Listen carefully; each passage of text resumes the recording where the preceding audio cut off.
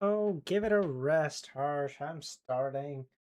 I was just watching JJK till like 5 minutes ago. I just need. God damn! No respect around here for your elders. Fuck you guys.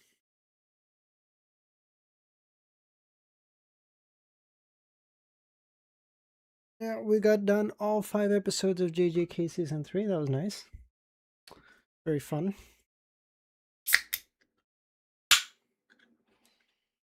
Now we can start reading some more CY.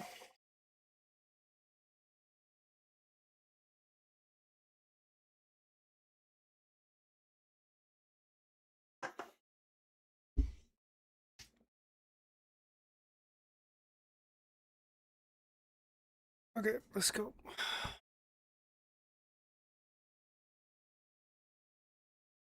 How's it going, guys?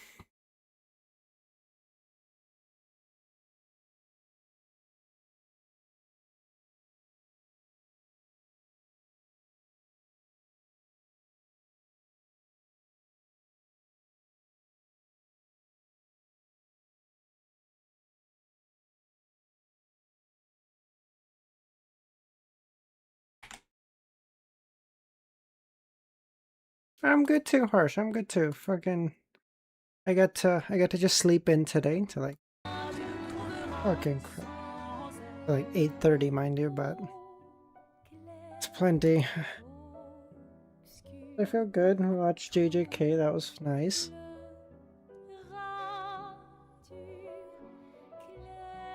Ray, how's it going, man? Captain Panda, how's it going? Unknown, how's it going? Long time no see, Unknown.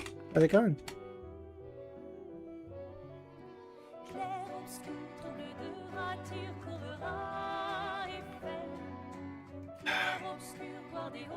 Wow, that's none of them.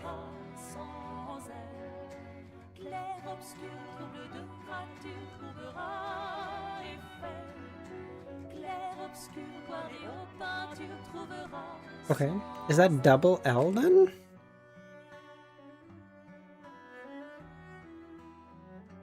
Void?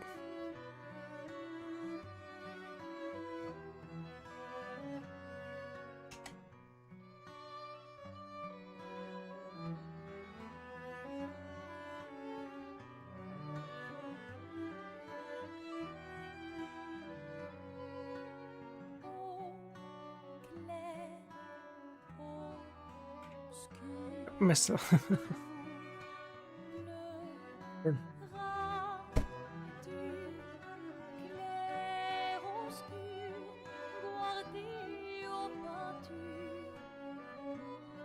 A lot? Oh, maybe. Unknown! Holy shit! Let's go! Chris, how's it going, man? Holy shit, that was crazy.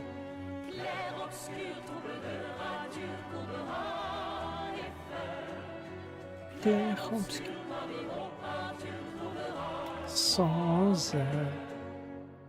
Unknown clutching up, bro. What the fuck was even that? Okay, wishbone. Tuning.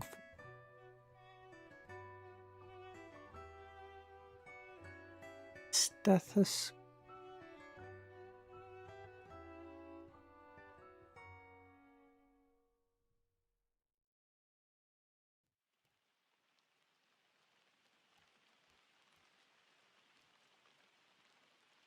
Close your eyes. Shower, wish. Okay, brush, shower, dress. Things you do in the morning. What you do? Brush your teeth, you take a shower, you dress, you... Ball? I don't know. You were mentioning the scene. Shh. Stop, Sid. They don't know that. Shh.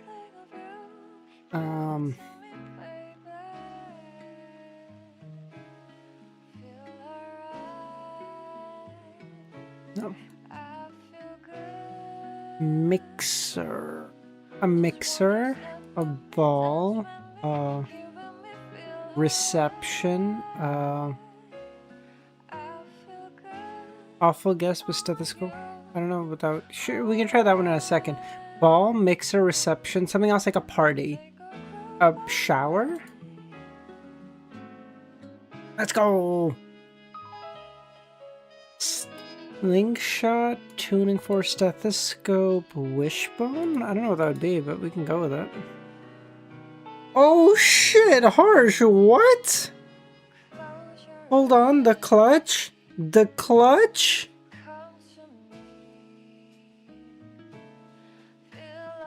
Hold on. Dress?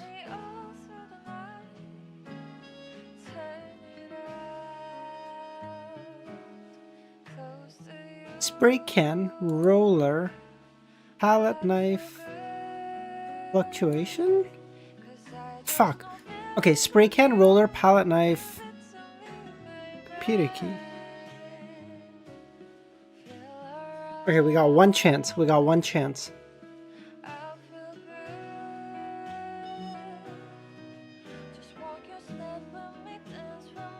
You guys think? Dress, brush, roller. Too much now, yeah.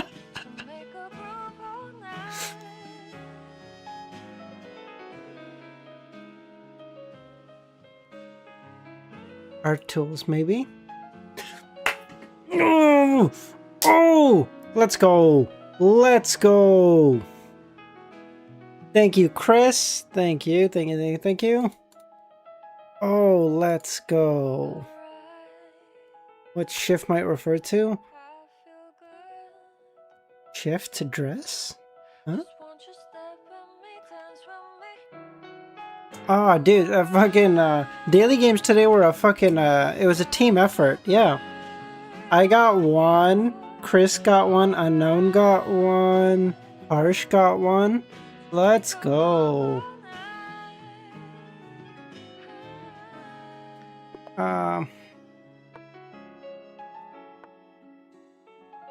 Motherfucker's gonna claim my...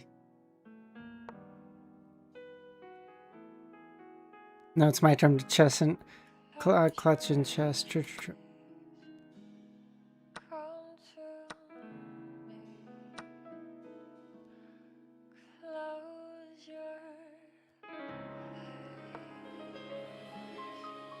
True, okay.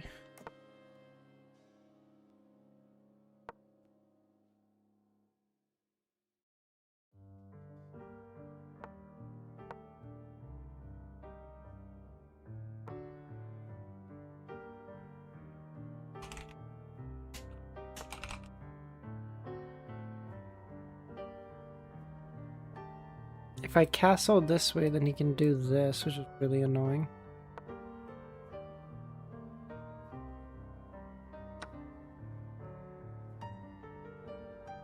Oh, he wants me to go here so that he takes with this. Okay, cute.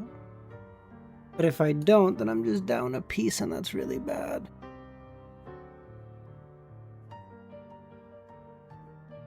If I go up here, he takes, and that's up.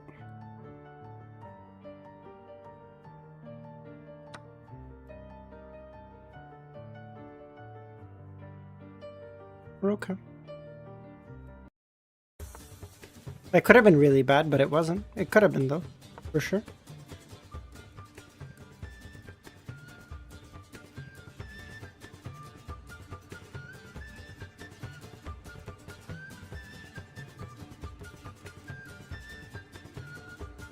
Now that we have the music, we can...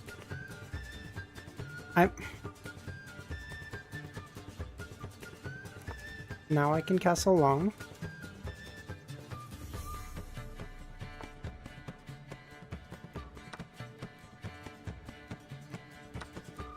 That's fine, you can do that.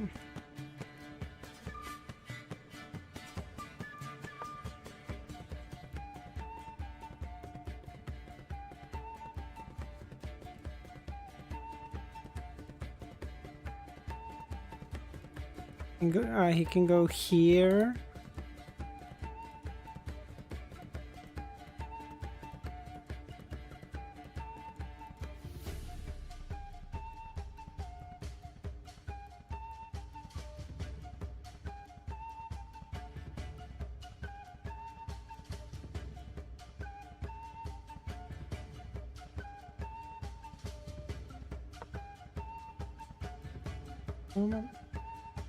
Oh, this is gonna be really agonizing if he does this because I can't take.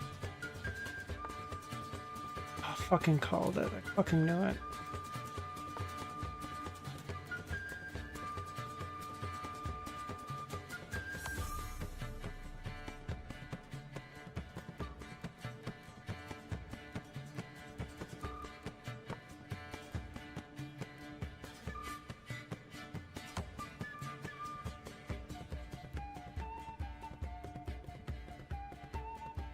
If I go back here, he goes up here, but then I take with this, so this is okay. No, I can't, because it's check, you idiot. Oh.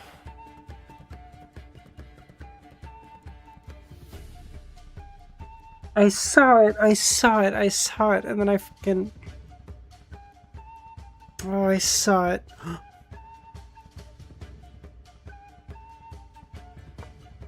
I didn't see it.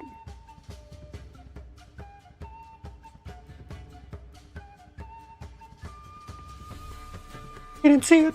No. I didn't see it. No.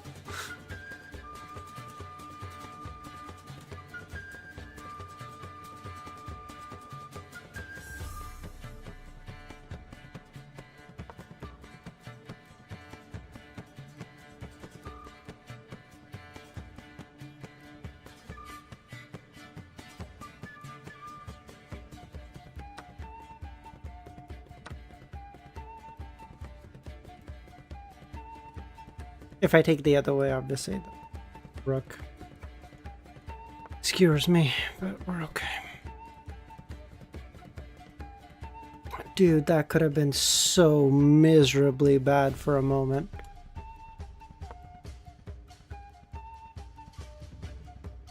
That could have been so bad. We're so lucky. If he goes here, I just go here.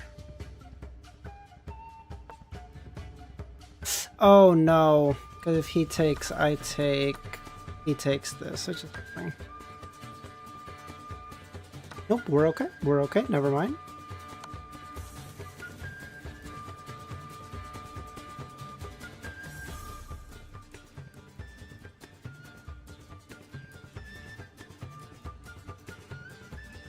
Ah, shit. Because I go here, he goes here, here.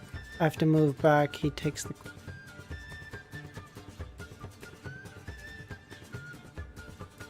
Oh, this is bad. I don't have any other moves, do I?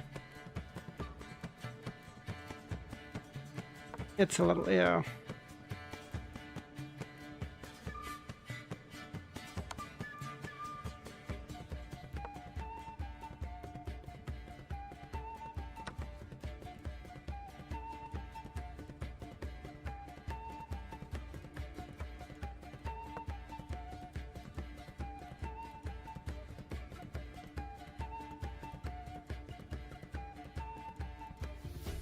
That was, oh man. Okay, there's still chances.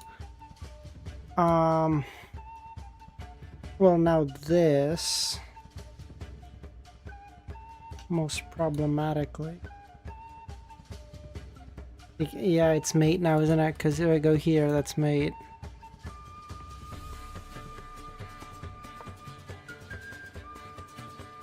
Yeah, there's nothing I can do. Oh, that was so... Okay. Okay, the mistake was somewhere around here. Because I think if I just didn't do this, I was okay. I think he goes here. I think if I just move my rook, I'm okay.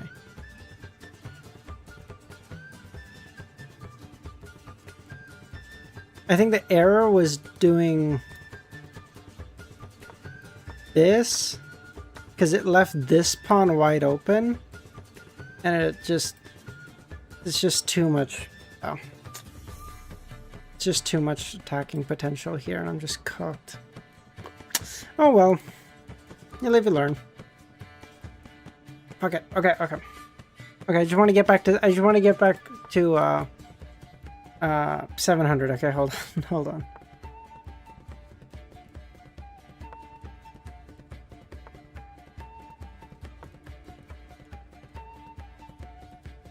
gonna go here.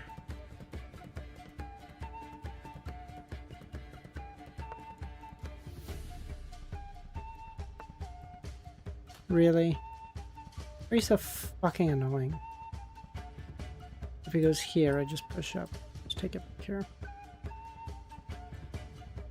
Like, I feel like that was a pretty decent game, and I just fucked it up. Like, that... I did also make a mistake there that he didn't see, thankfully, but that's a separate issue.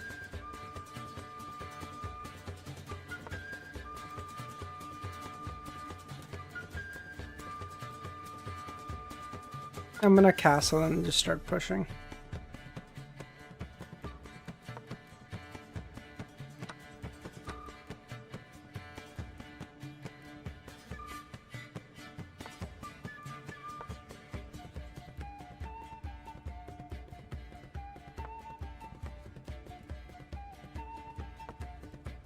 Now this bishop is just utterly fucking useless.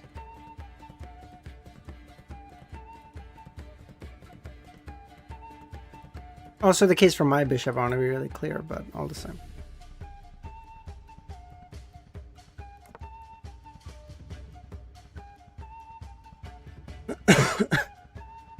Here, something like this?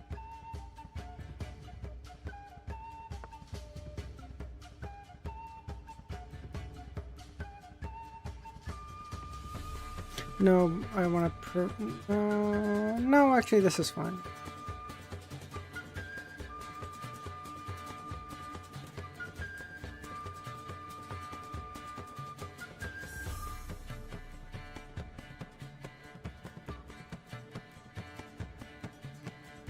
Knight G6?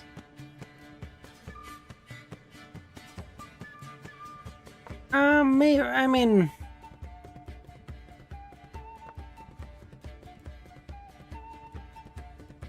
Here, I guess?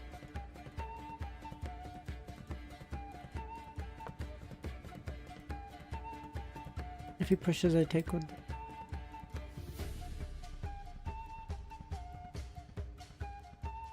His king is also weak, right? Because it's still in the center.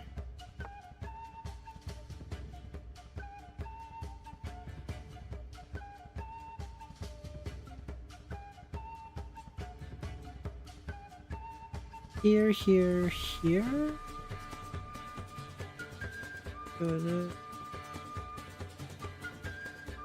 I don't think so. Fuck it. I'm losing too much time.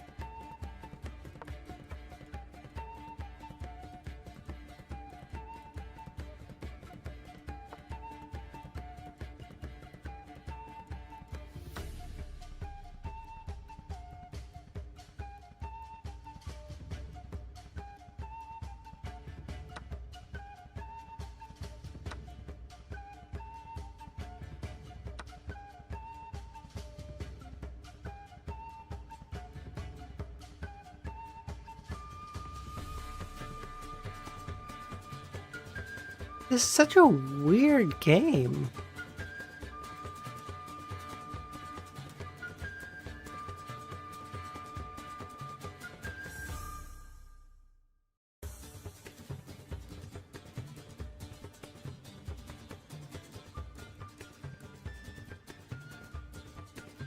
Just gonna do this to give my Greek gift, maybe?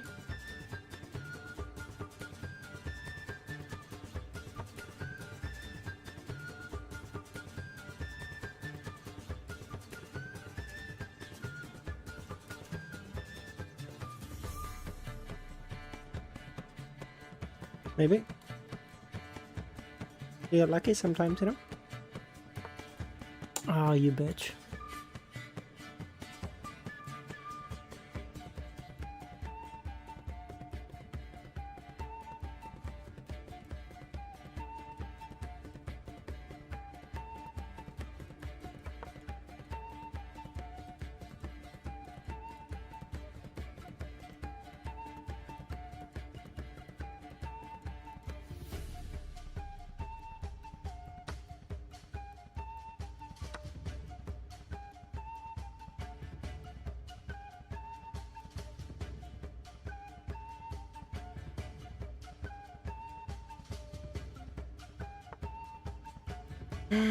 No, this is an interesting position for sure.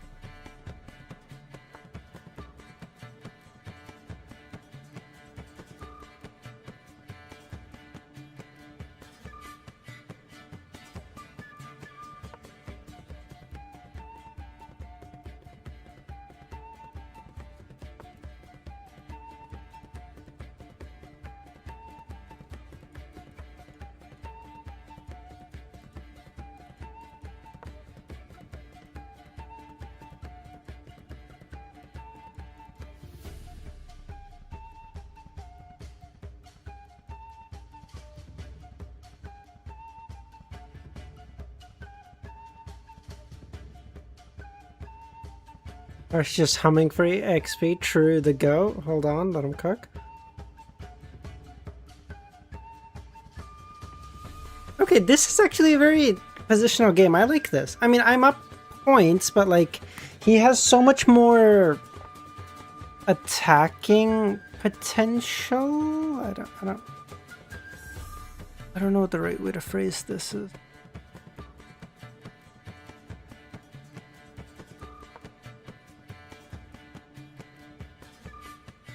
Obviously, I'm attacking this too, but not really because it's protected.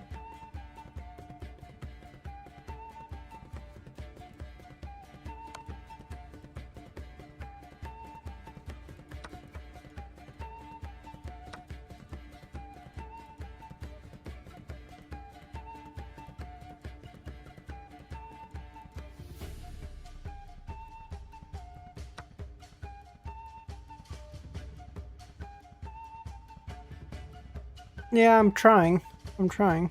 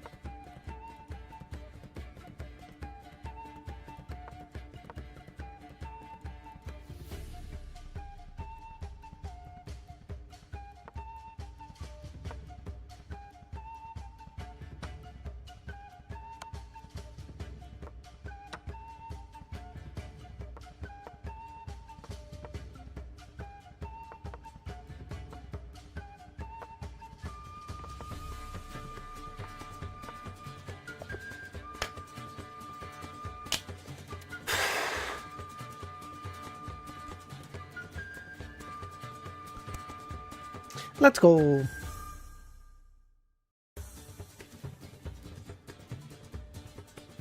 That was a good game. That was actually, I feel like that was genuinely good. Like, I feel like I played that like as good as I probably would have ever.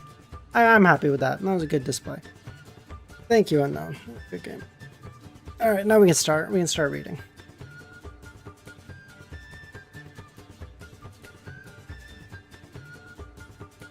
Thank you, Unknown. Thank you.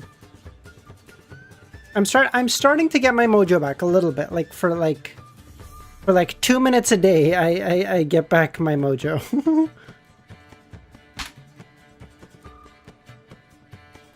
Thank you, Harsh. Wait, Unknown, what did you say your rating was at peak? Or, I feel like I remember you saying it was like some fucking insane number.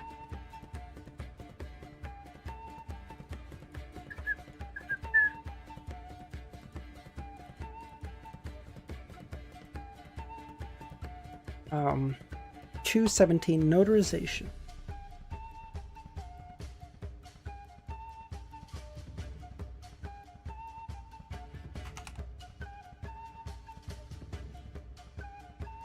I peaked, yeah, 2,000. Oh my god. That was 8, 9. How old are you? I feel like you're like young. Like, I mean, relative. Like, you're like relatively my age. Maybe a couple years up, maybe a couple down. I don't know. I doubt it's a couple down if you were 2000 rated 9 years ago. No, I reached Unk status. Wait, you're my, so you're telling me when you were like 12 or 13, maybe 13, 14, you were 2000? You peaked in middle school?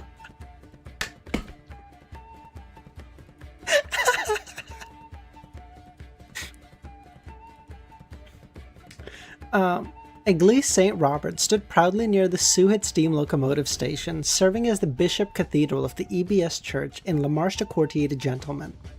Its distinctive onion-shaped dome was painted in shimmering gold, representing the radiant sun. Below it stood a white building with gilded edges and a monumental sacred sun emblem. Classroom of the elite. Adjacent to the cathedral was a bell tower, crowned by a roof fashioned from a gleaming golden sphere. Observing Jenna entering the cathedral amidst the morning sun congregation... Oh shit, music change. Uncertain whether the eternal blazing sun cathedral possessed any peculiar enhancements that could render her invisibility ineffective, Franca opted to remain in close proximity. She remained cautious, unwilling to take any unnecessary risks. The cathedral, much like other cathedrals belonging to the EBS, boasted a resplendent golden base and was adorned with gilded accents throughout. The ornate structure, adorned with vibrant stained glass and a vast mural, depicted a saint in vivid hues of blues, greens, and reds, exuded an atmosphere of profound sanctity and grandeur. Every worshipper who entered in these hallowed halls couldn't help but bow their head in reverence. Jenna made her way to the front of the altar and settled in the second row. Closing her eyes, she inclined her head forward and crossed her arms. Having been baptized and frequenting the EBS Cathedral since youth, Jenna was intimately familiar with this customary ritual, even though she could hardly be considered devout. She swiftly cleaned her mind of any distracting thought and focused entirely on the act of prayer. Time seemed to stand still as the bishop delivered his sermon. After nearly 15 minutes, Jenna opened her eyes, rose to her feet, and proceeded to a long table positioned along the side of the hall. This table spanned an impressive length of 20 to 30 meters, adorned with slender white candles flickering with golden lamps. Devotees seeking to express their gratitude or admiration for an angel or saint could purchase a candle from the clergyman stationed beside the table, lighting it and placing it with an unoccupied lamp. Jenna fixed her gaze upon the softly swaying flames for a fleeting moment before redirecting her attention towards the clergyman dressed in white robes interwoven with golden threads. Adam? Her eyes caught sight of a man engaging in the purchase of candles. He appeared to be in his late 20s, his blonde hair immaculately styled and subtly enhanced. His eyes resembled the vivid azure of a tranquil lake, albeit small in size. Adorned in a white shirt and yellow vest, a slim blue tweed coat adorned with 2 yellow golden buttons, he bore a resemblance to the slightly distinguished gentleman of Trier. As the man approached an unoccupied lamp with his candle, Jenna moved closer to the clergyman in the resplendent white robe interwoven with gold threads, extending her arms in a welcoming manner. "Praise the sun. Praise the sun," the clergyman warmly replied. "I seek a blessed necklace," Jenna said, before hesitating. Compared to the natural purchase of candles, this act was more devout, but it naturally came with a higher price tag. I thought, why is he...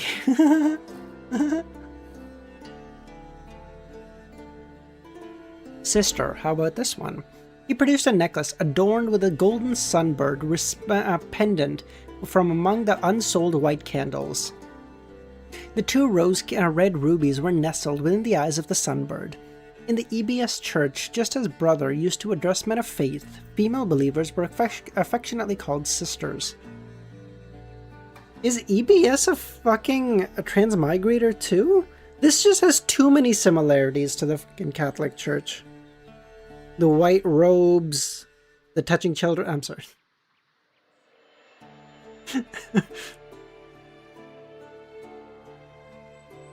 Jenna couldn't help but sense that this peculiar necklace must be quite expensive.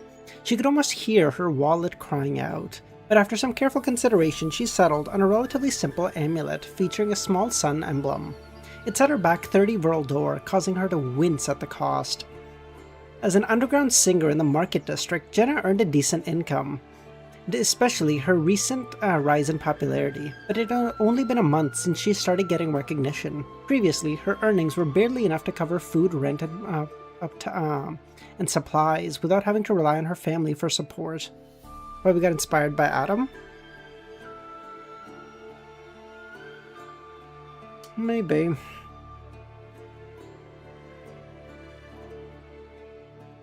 Despite now earning nearly 300 Vril d'Or a month through part-time work, goddamn, her financial situation still left her feeling uneasy. She had to save for next year's tuition, ensuring her mother wouldn't worry and even contribute to the family's debts.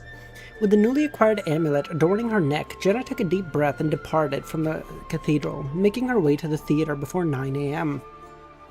The classroom for apprentice actresses was located on the 2nd floor, and Jenna passed by the manager's office on the way.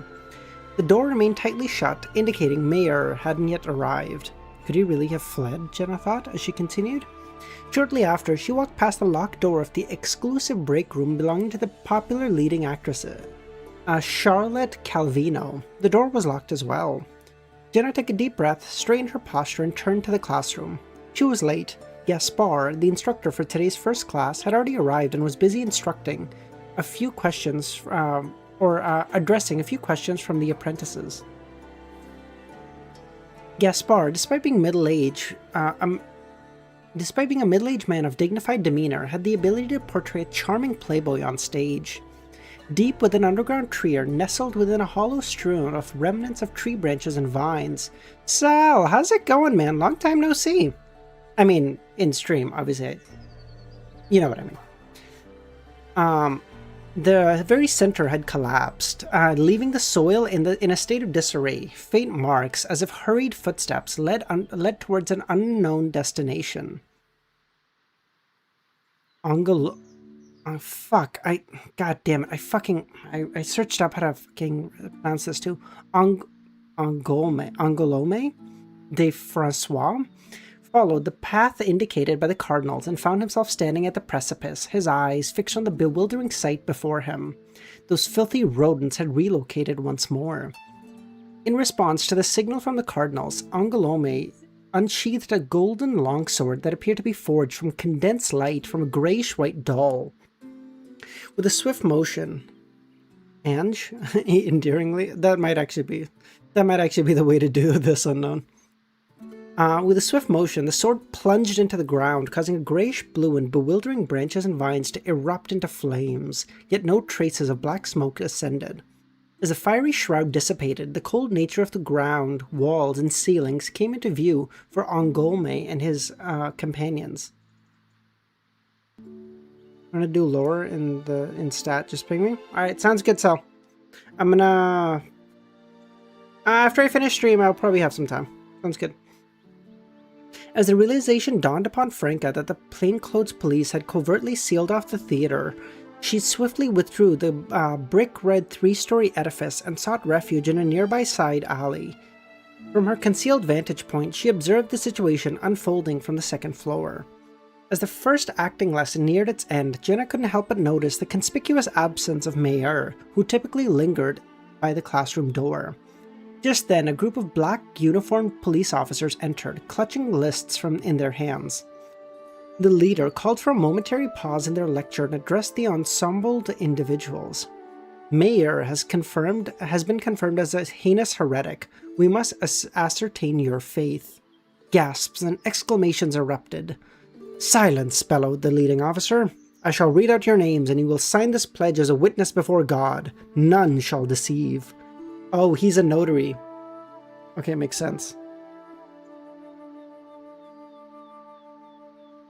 One by one, the teachers and apprentices stepped forward, receiving a pledge form from the officers.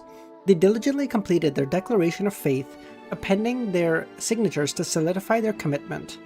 Before long, Jenna heard her own name. Celia Bello. She approached the composure, collecting a pledge form and a scarlet fountain pen. So her name is Celia. Okay, cool. The contents of the pledge were as follows. I solemnly swear that my faith in the blank remains unyielding to this day. Affirmer, blank, notary, blank. Jenna filled in the two blanks with Eternal Blazing Sun and Celia Bello. Respectively, before returning and completing the pledge fountain, and before returning the completed pledge and fountain pen to the police. Once all the actors and apprentices had signed the pledge, they were instructed to remain confined within the classroom, rehearsal room, and the other designated areas before further notice, unable to venture deeper.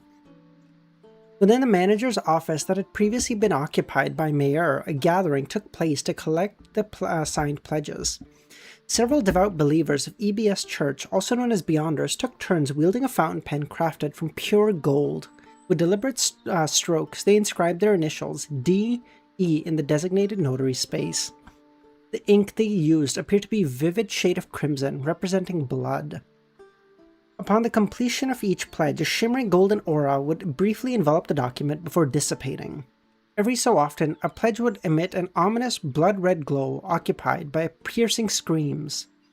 Even those actors and apprentices who employed aliases, long-established pseudonyms recognized by those in their midst, possessed mystical connections that were intricately intertwined. Auberge de Côte d'Or, room 504. Charlie lay restless in his bed, his weariness unable to lull him to sleep. All of a sudden, a knock echoed through the room. Who's there? Charlie asked. Angolme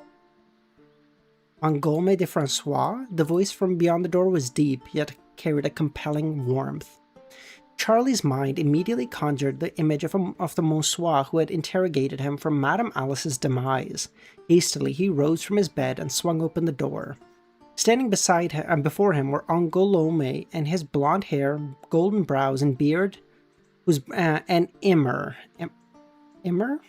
whose brown skin and full lips bore the traces of Southern continent heritage. What brings you here?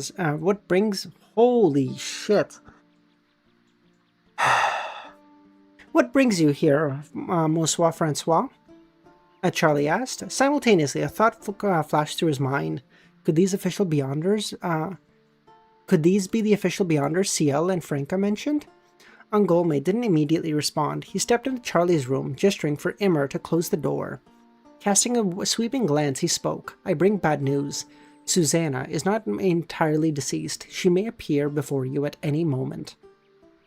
What should I do? But there is good news, Angolme said. We intend to offer you a clerical position within our ranks. This will provide you with enhanced protection. Your monthly salary will amount to 320 Verl d'Or, and there will be confidentiality agreement in place as compensation. For the initial month or two, you will need to undergo an Intesian improvement course. Consider it an internship period, with a stipend of 200 Verl d'Or. Once you pass the assessment, you will become a full-time employee. Are you willing to do this? We do not wish to force this proposal on you. 320 Verl d'Or per month? And protection? These words echoed through Charlie's mind. He believed that no ordinary person would turn down such an opportunity. He was even satisfied with his current job, which only earned him 80 Voldor a week. Absolutely, no problem, he said, recalling the hints dropped by Lumion and Franca earlier. Yay! So what you're trying to tell me is, we kept thinking this entire time that Lumion is the new Klein, but Charlie's the new Klein all along? Absolute cinema. That's all I'm going to say, okay? Defy expectations. Good writing.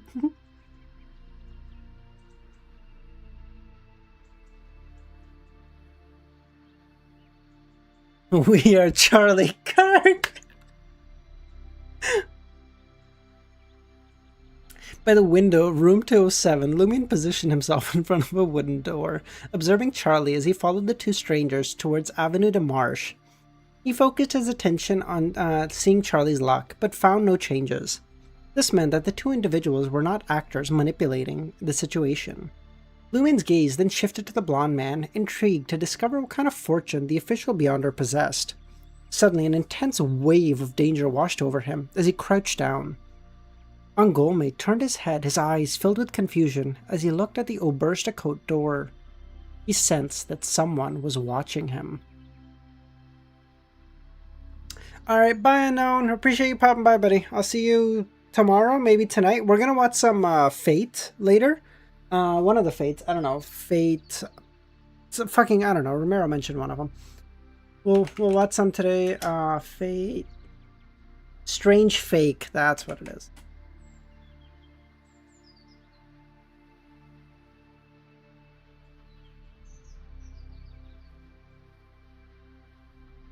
I don't think I can join tonight, but I'll try tomorrow. No worries, man. You have a good night. 218. Promise.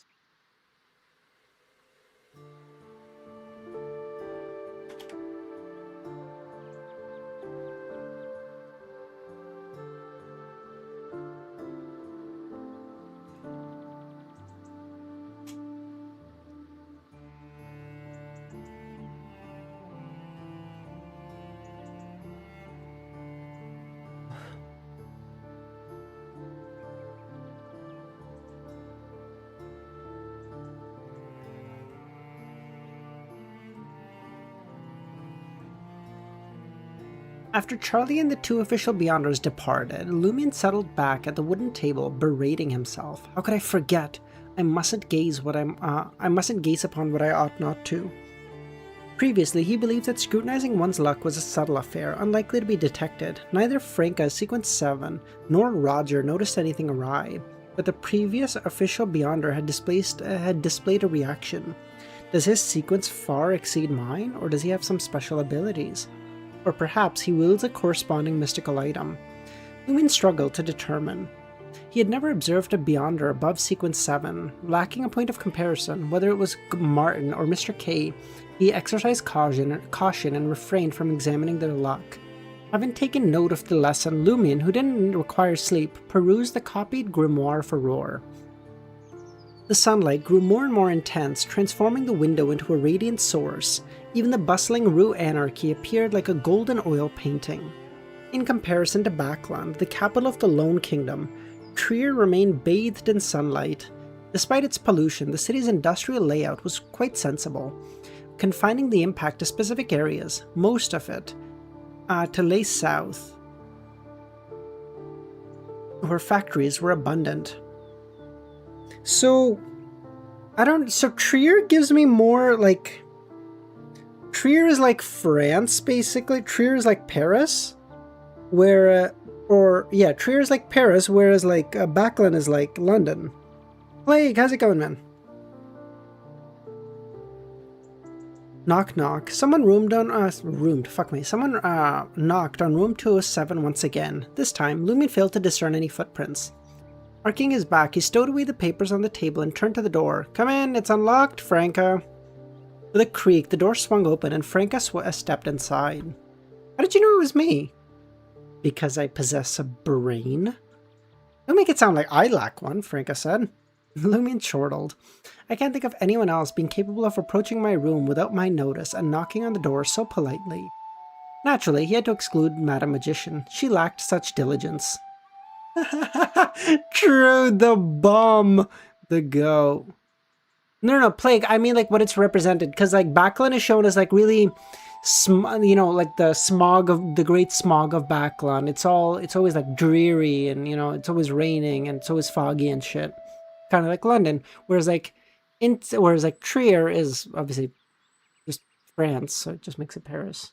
All the debauchery these people get up to.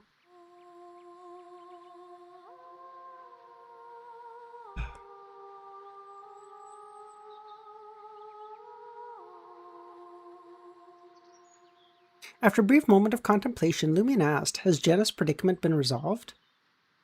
You have an uncanny foresight, brat, Franca said. She assumed the role of an elder sister. If Jenna is still in danger, how could you, Hidden Blade, find the composure to seek me out?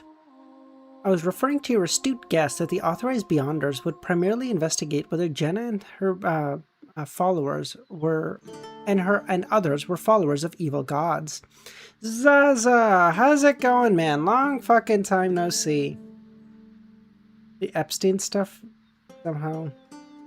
Dude, I gotta check out the release. I know there was like a shit ton of Epstein files that were released. I gotta see what was in those. I gotta find out, exactly where Dara's name is mentioned. She didn't stream yesterday. Coincidence? They get released yesterday, she doesn't stream yesterday? Coincidence? I think not. Did I not stream yesterday? Maybe, shut up. I was referring to... no, hold on. After all, I'm closer to an evil god than any evil god believer here, Lumion thought. With a smile, he responded, such insight stem from the ample experience of a wanted criminal. What the fuck is an unwanted criminal? You seem quite proud, Franca teased. How did the authorized Beyonders conduct their investigation? Based on Jenna's account, I reckon they used the power of a notary, Franca said. Each person had to sign a pledge of their faith, a pledge witnessed by a notary. Those who lied were engulfed in a burning golden flame. They bled profusely and were dragged away. Aware that Lumion was still delving into the realm of mysticism, Franca continued, notary-related abilities are quite common in Trier. They can be found in various places, disguised under different guise. What the fuck is Pizzagate? I'm actually not aware. Devil, how's it going, man? You guys watched Game of Thrones yesterday, right? Was it just you and Romero, or was Brent there too? Notaries have the ability to create contracts with mystical effects. Once the parties affix their signature to a similar contract in the presence of a notary, they are bound to it unless they are demigods. Even at the demigod level, however, breaking the contract requires a substantial price. For transactions involving millions or even tens of millions of Vril d'Or, both parties are willing to pay a hefty sum to receive notarization in front of the God of Deeds' sacred emblem at a cathedral. Are you guys gonna watch some more today? If you guys do, I feel good today, so like I'll be up, so we can play and we can also watch some if you all want. Are we gonna play a Chain Together, or are we playing something else? I know it was a conspiracy theory. I don't know what the conspiracy theory was, guys.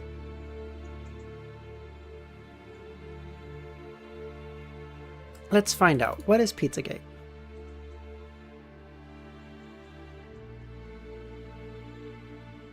I think we'd have to convince Burnt.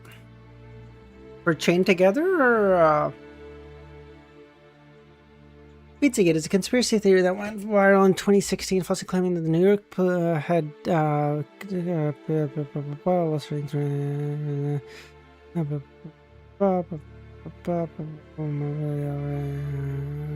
got it. He installed a... Okay, never mind. Wait, and you're saying Pizzagate is real?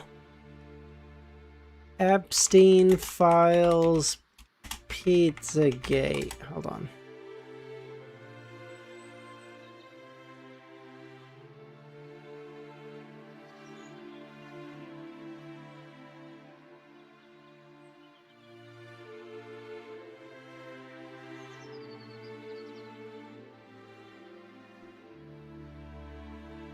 No. Can't find it on Google. I saw your name. Okay, I just want to say I was dragged there by Dara. Okay, I only went for the snorkeling. Okay, I was not aware of the kids. I was told there'd be a really good place to swim. Okay, I went for the snorkeling. I want to be really clear.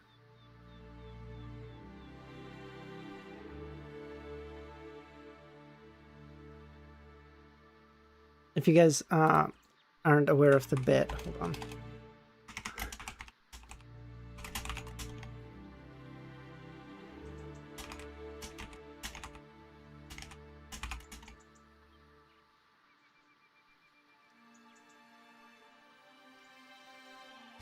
Can't believe you guys did this to me.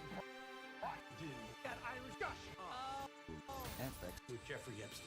What? The mystical element of this place.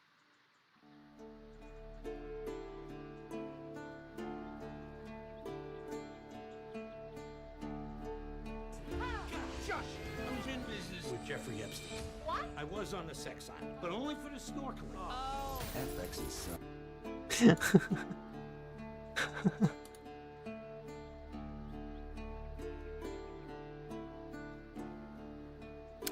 Wait, what year was Epstein arrested? What year was Epstein arrested? Bro, just give me a fucking answer, bro. He was arrested again on July 6th, 2019. That was 16. Okay. I feel like if I am in the files, it is for the wrong... It is... I mean, there's no right reason to be in the files, but it's because I was a victim, okay?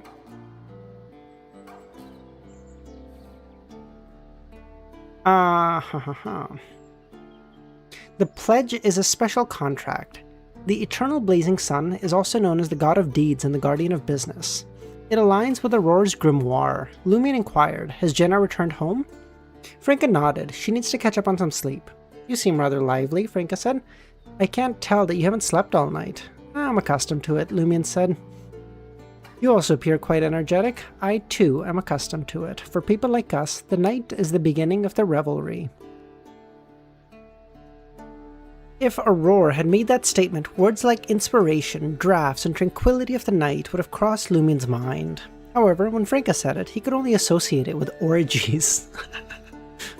Unaware of his critical thoughts, Franca continued, apprentice training at the theater will be suspended for the coming days. The theater will be temporarily occupied by the police headquarters. The daily performance will continue as usual to avoid impacting the National Convention elections.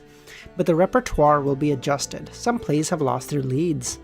Charlotte and Meir have gone missing, Lumion asked. Franca nodded. Apart from them, 2 others have gone missing, the real Ive and Lolth. Amongst the remaining actors and apprentices, a total of 7 have converted to the Mother Tree of Desire. They were exposed, but it seemed none had received any boons. Those who had received boons had fled, while the mere believers have been abandoned? Lumion scoffed inwardly as he relayed Charlie's departure to Franca. Franca sighed. That is the best outcome for him. We can't protect him every day. Though the official Beyonders can't either, they can arrange for Charlie to stay in a pretty safe place until Susanna's matter is resolved. In comparison, you're more in danger. Didn't you mention that Susanna holds a grudge against you? Evil spirits can be quite, fixated. Good. This will give a good chance to test Mr. K's finger. Lumion silently muttered, indicating that he would be cautious. Something crossed his mind as he asked, do you know why the Savoy mob supports Hugh Artois? If I figured that out, I wouldn't be part of the mob anymore. Is that her primary reason for joining the mob? Franca stood up, stretched, and said, we truly have a chance to acquire the theater at a pretty low price, but we may have to face the enmity of those Scrooges. But you have nothing to fear. I'll go to Rue de Fontaine to discuss with Gardner and resolve my problem while there.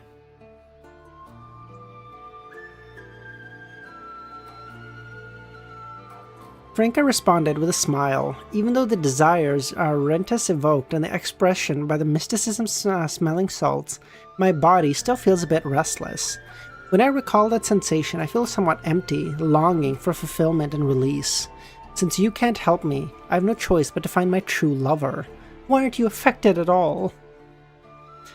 There were indeed residual effects, but I was fine after 6 in the morning. Lumion pursed his lips and replied, "My willpower is stronger than yours, I suppose." Franca sneered as she walked to the door. Lumion watched her leave, deep in thought. Has Franca became the boss's mistress, or has the boss become Franca's lover? Is Franca responsible for satisfying the boss, or the other way around?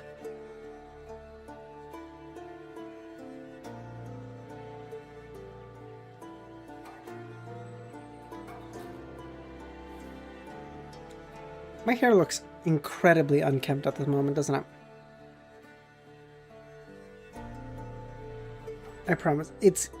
We're pretty close to it being like long enough to get tied back. This is not true. It needs to go like this much more before I can tie it back. But in time I will be able to, and then it'll look good, I think. I don't know.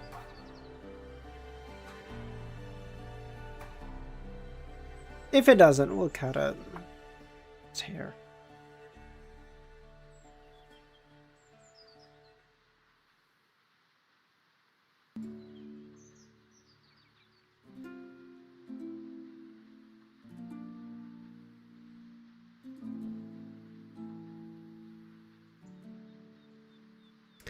Just before noon, Charlie returned to Auberge de Côte d'Or. He packed his meager belongings into a suitcase and descended down the stairs. Spotting Lumion on the second floor, he said, "I have a new job, I need to move. After some time, I should be able to return to the basement for a drink." "Sounds good," Lumion smirked. If Susanna's issue could truly be resolved, Charlie's fate would change. Charlie also seemed pleased and said, "There are many things I can't tell you, but when the time comes, I'll drop some hints." In the Inquisition, beneath this cathedral, he had come across Ciel's wanted poster and recognized his friend, yet didn't tell the deacon. What does that mean? Why does Charlie suddenly feel he can be useful? Does his new job have a close connection to the official Beyonders, allowing him to gain some information? Lumion made a quick hypothesis.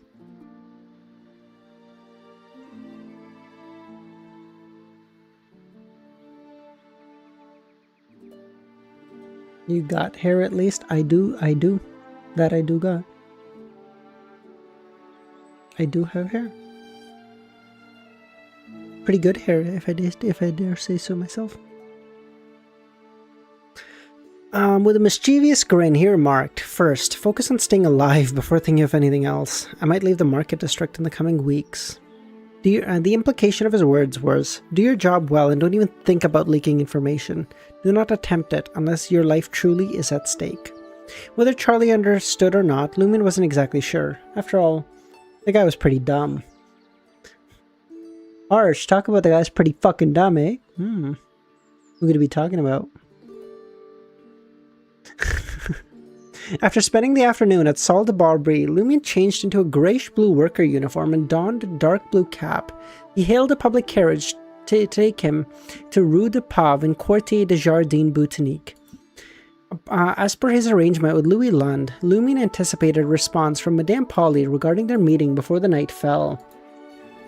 Upon reaching the lobby of apartment 9, Lumion opened the letterbox, only to find a collection of flyers inside. The letter hasn't arrived? Just as he exited the lobby and descended down the stairs, he noticed a brown four-wheeled carriage approaching him and halted right before him. The carriage driver was none other than Louis Lund. In the next instant, the carriage door swung open, revealing the figure of a woman inside.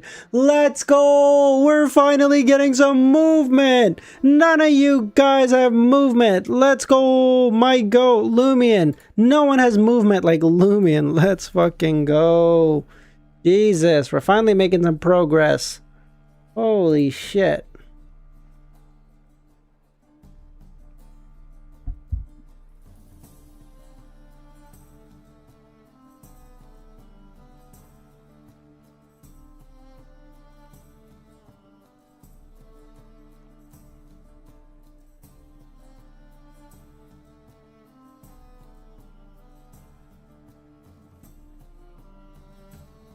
Lumion's eyes locked with Louis, who occupied the carriage's driver's seat, and received a nod. Drawing a deep breath, Lumion strode into the carriage and entered. He grasped the gravity of the situation. Madame Polly, cautious and aware, refrained from responding through the letters. Instead, she concealed herself near 9 Rue de Pave, anticipating Lumine's arrival for the reply, a strategy that minimized the risk of being trailed or cornered.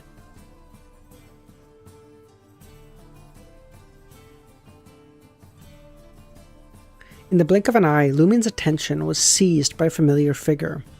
Adorned in a meticulously tailored black corset dress and a slightly mischievous lady's round hat, she exuded an elusive aura. She was none other than Polly de Roquefort, the wife of the Cordoue administrator. "Long time no see," Madame Polly greeted, sending shivers down Lumine's spine. Simultaneously, Lumine observed a shift in the environment. The carriage vanished, leaving him stranded in a desolate wilderness, but there was nothing before him, and Madame Polly had vanished into thin air. Just as Lumine marveled at the bewildering turn of events, a colossal, irregular shadow emerged from the ground. Oh yeah, I guess we should probably put on some better music.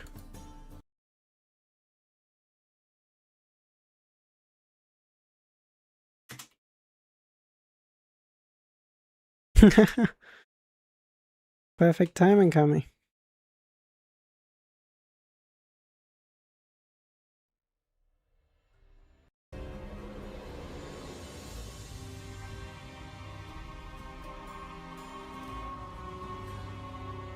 Instinctively, he raised his gaze and was met by a reflection of brown feathers. Each plume rivaled the size of his head, assembling into a pair of wings that seemed to obscure the heavens.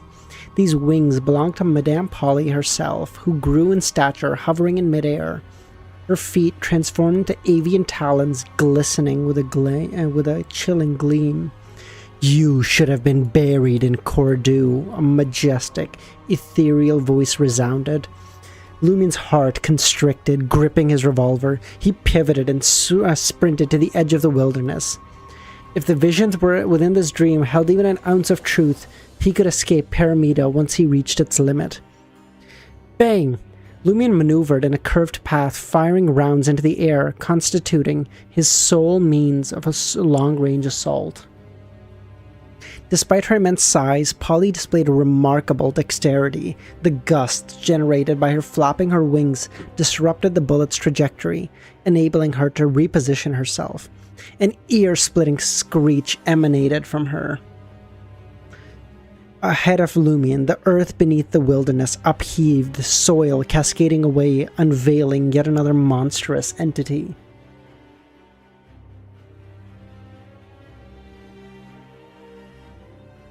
Is this not good?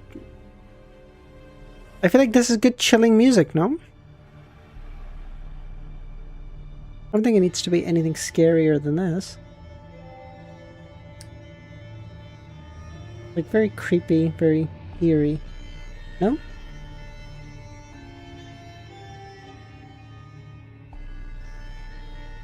Yeah, but I doubt they're gonna fight. I think she's probably just gonna scare him or whatever and they're gonna talk, no?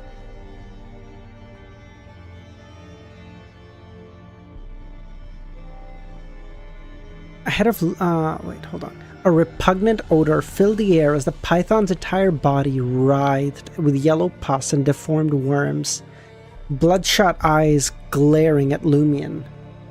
The translucent silkworm squirmed in and out of the hollowed eye sockets. The serpent's gaze landed condescendingly on Lumine before it lunged. Lumine's head spun from the putrid stench that permeated the air. With haste, he withdrew a sheet of drawing paper from his shirt and unfolded it. A vibrant golden red sun adorned its surface. Instantly, the surroundings grew warmer and the sky, once obscured by Madame Polly, brightened. The long-deceased python averted its gaze from Lumine, unwilling to face the sun's brilliance. Yet its attacks merely slowed rather than ceased. Seizing the opportunity, Lumine pivoted, clutching the drawing, and darted off in another direction. Hovering midair, Madame Polly parted her lips, uttering a sinister phrase, unintelligible to Lumine. An immediate weakness washed over Lumine, diminishing his speed, as if a grave illness had befallen him.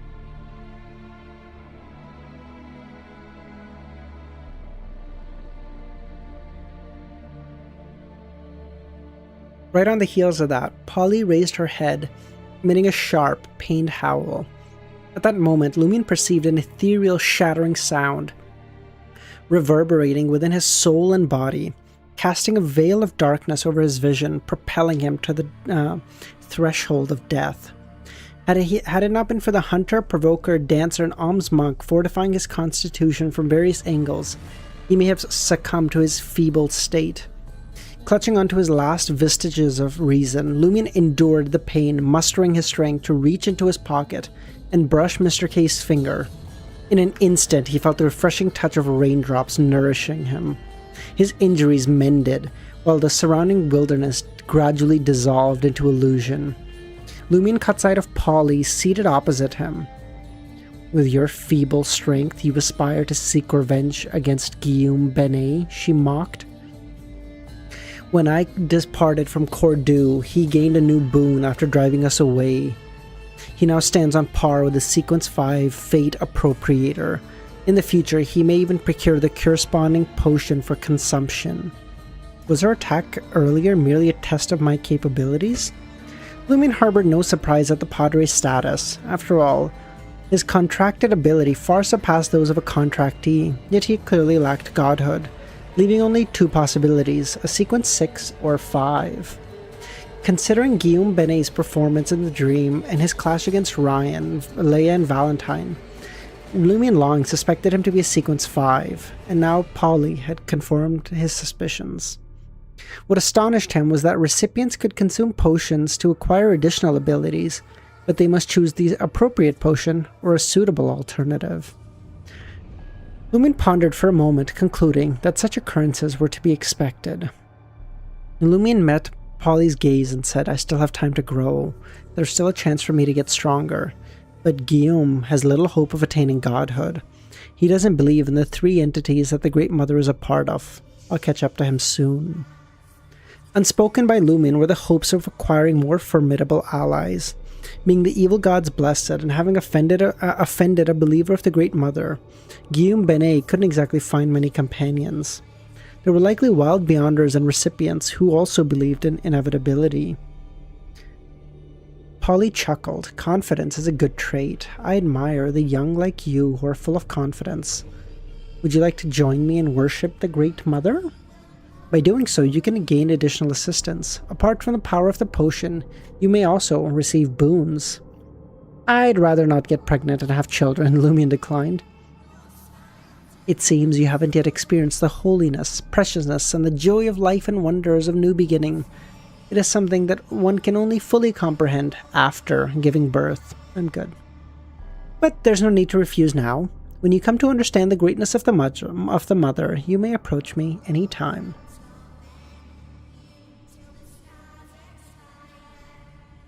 I thought you got others to have children. I didn't expect you to have one yourself.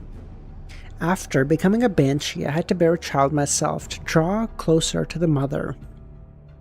It is hard to believe that you were once a man. Lumion almost hesitated to meet Polly's gaze.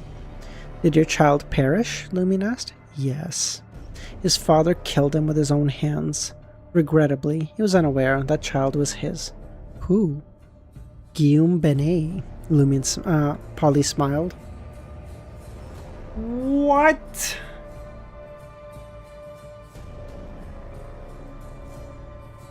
Didn't you witness our affair? You didn't notice, but I knew you were hiding behind the altar. I even considered inviting you.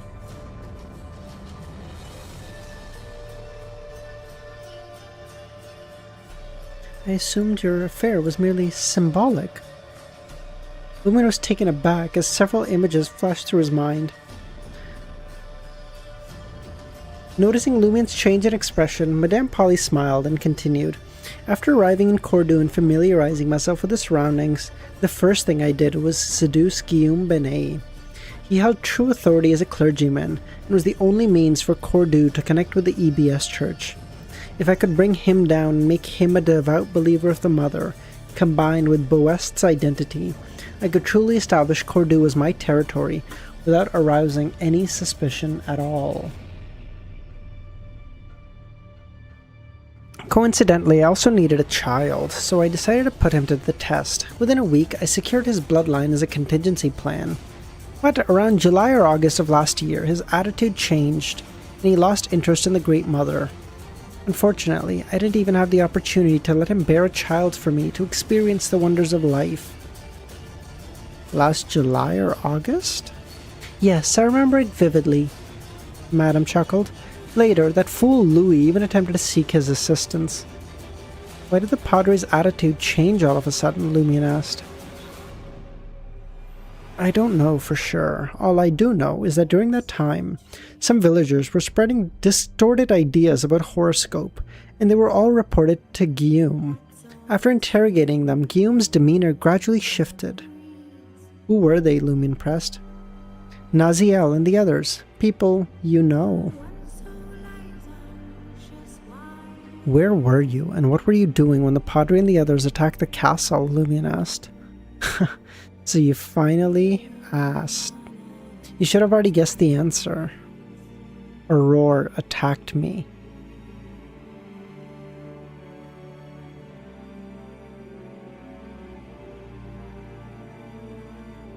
Aurore attacked her, but she didn't kill Aurore, because Aurore died saving him later, much later. So she actually did like Aurore, like to the point where she probably could have killed her, but decided not to.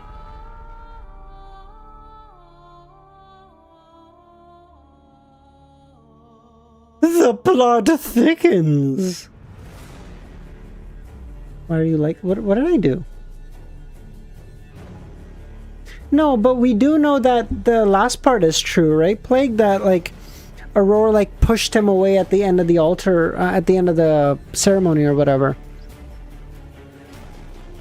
Which truth and the lie are the same? Bro, why can't you skip? Bro, I did! I scheduled it 2 hours in advance! What more do you want? Is that Dr. Z?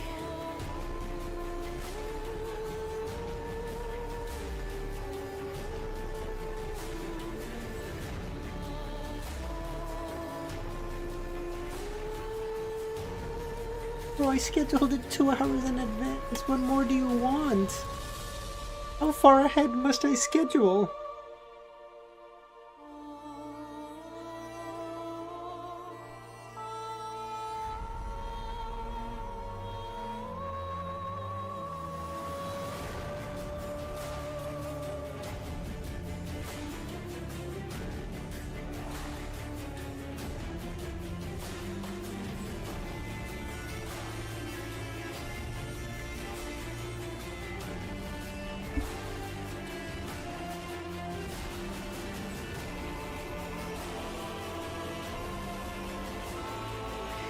The words echoed in Lumion's ears, crashing through his mind like a burst dam.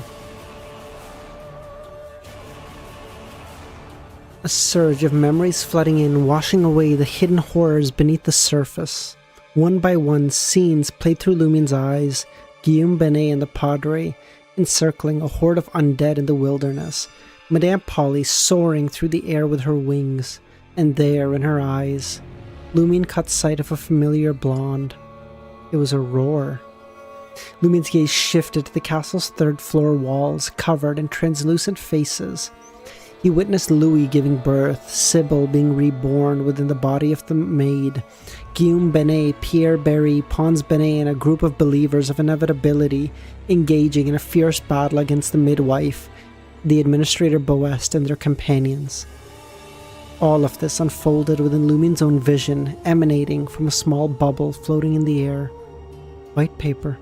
White paper! Lumion's face contorted in agony as he staggered, bluish-purple veins densely packed protruding from his body. Meanwhile, the words of Susie flashed through his mind. Remind yourself not to overreact. When you feel a surge of emotions, take a deep breath and find your calm. Lumion gasped heavily, feeling as though the world around him had turned into a vacuum. In the act of sympathy, Madame Polly spoke. You have indeed forgotten many things, or you have buried them deep in your heart, afraid to confront them. I too suffered. It was not pleasant for me either. After becoming a banshee, it was the first time I encountered a woman who truly touched my heart. She possessed charm, kindness, gentleness, and a vibrant spirit. I never imagined that she, as a follower of an evil god, would turn against me. Even when then, she was already a fate appropriator, favored by inevitability.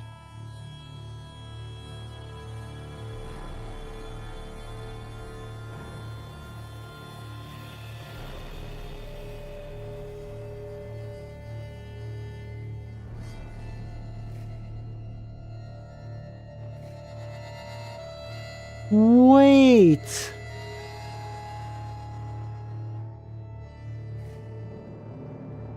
Aurora was a believer of inevitability?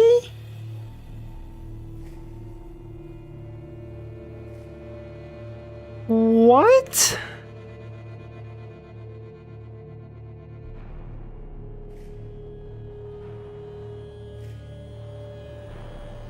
What the fuck are we talking about?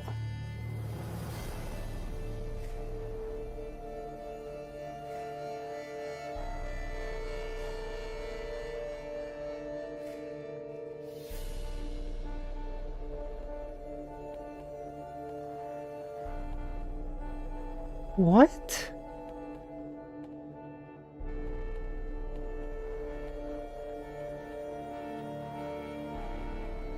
Hold on. Hold on, sorry, hold on, I just need to process. Give me 2 minutes.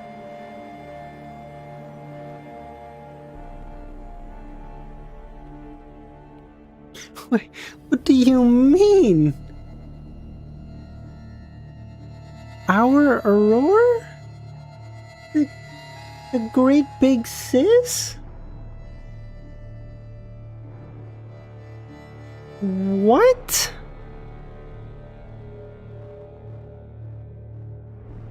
This bitch is lying, ain't she? But what benefit does she get out of lying? If anything, this is like... It's probably to her downside to tell this lie.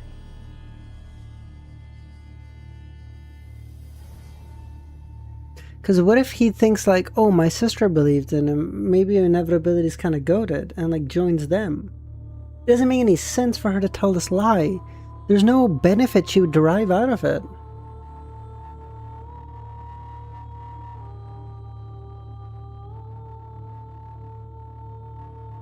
Lumion couldn't help but bring his hands into his head. Lumion couldn't help but bring his hands to his head. He felt it might explode. Taking deep breaths, he recalled Aurora, who brushed off his concern about the village's peculiarity. He remembered her cautioning him, laying eyes on forbidden things. He thought of Aurora, who would sit on the roof at night, gazing into the vastness of the cosmos, and the dream of the lizard crawling out of Aurora's mouth. How Naziel and the others, the initiators of the horoscope heresy, had close ties to Aurora.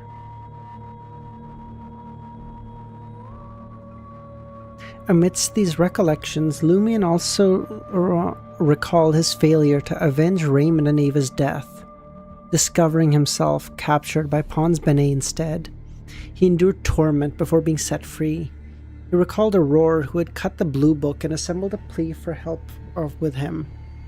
He remembered Aurora explaining the mystical knowledge she possessed, and above all, Aurora pushing him off the altar to save him. Lumion gasped heavily, as if still trapped in the clutches of a never-ending cycle.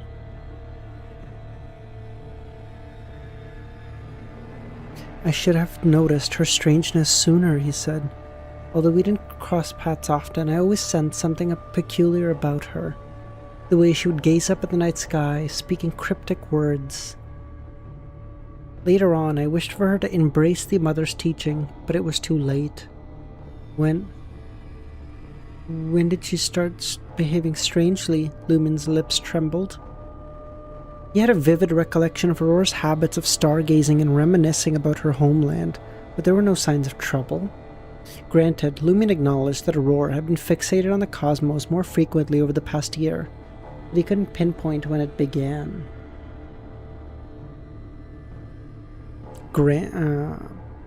Polly shook her head. That's a question you must answer yourself. You spent every day with her. I did not. Sometimes I envy you, and at other times I believe you have your own merits. Why should we be bound by the rules of conventional society, denying ourselves the freedom and joys of life? Who led her to embracing inevitability?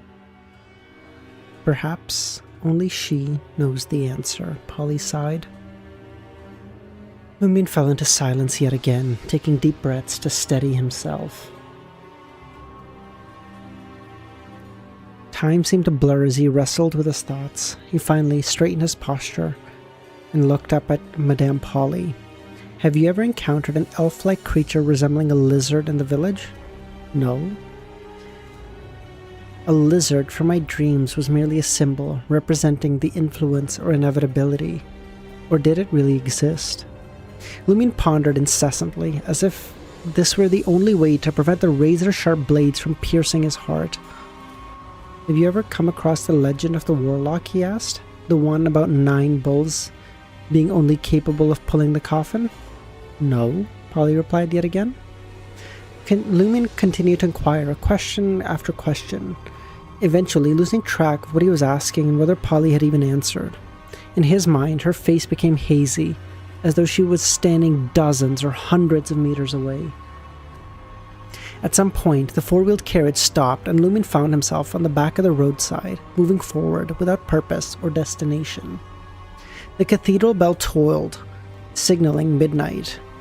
Lumion snapped out of his daze, realizing he had returned to Auberge de Côte d'Or.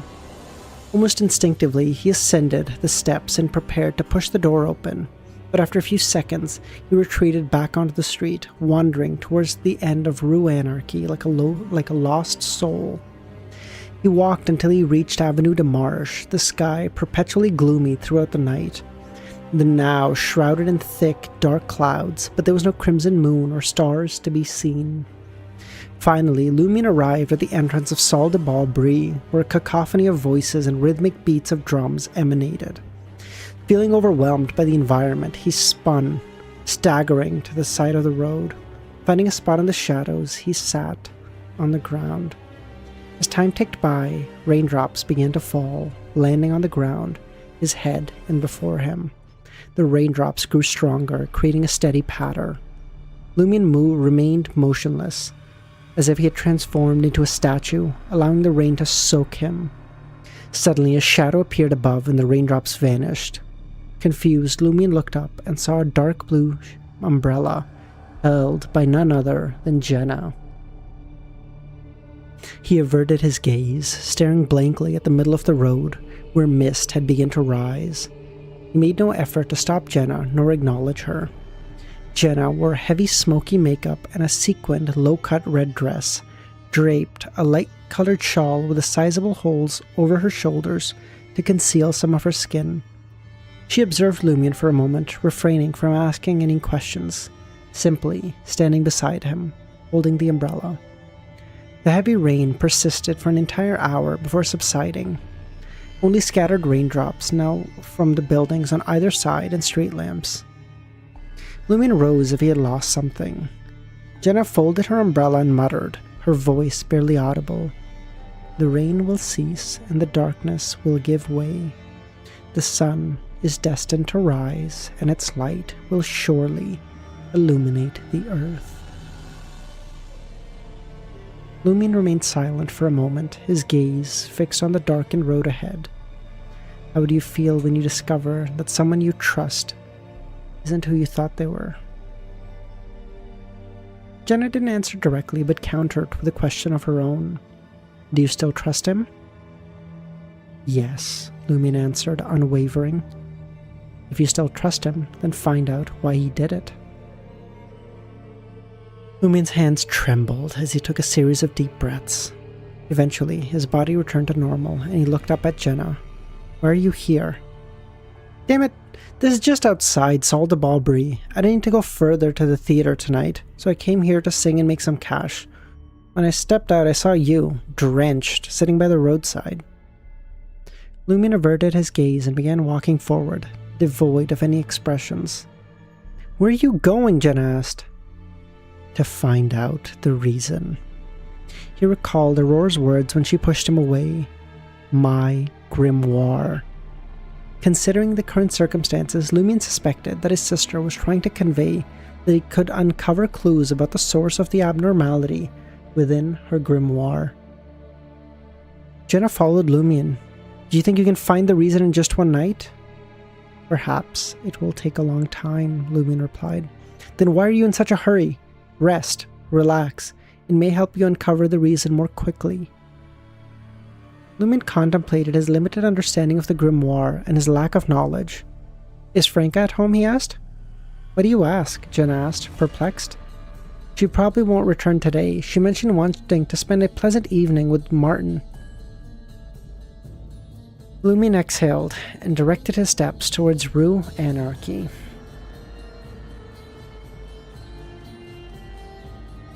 Damn, that was the first really good chapter I've had in so fucking long in COI. That was so fucking good. Oh my god. I've been reading like 100 chapters, and that was like the first chapter where I was like really locked in. That was a really fucking good chapter. There we fucking go.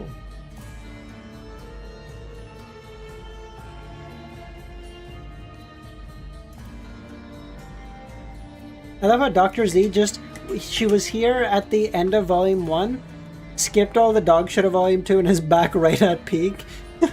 You know, I will say her innate sense of knowing where good parts start is kind of crazy.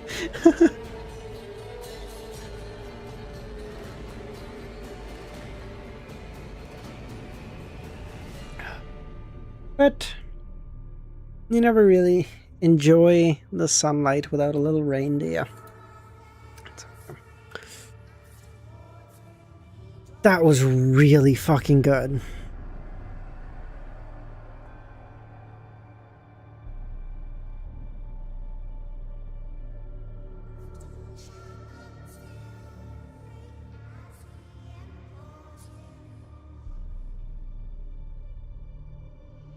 Yeah, and they're like I said, yeah. Again, it was, I'm not gonna lie to you, it was rough, okay, no doubt about it, but it's okay, we made it work.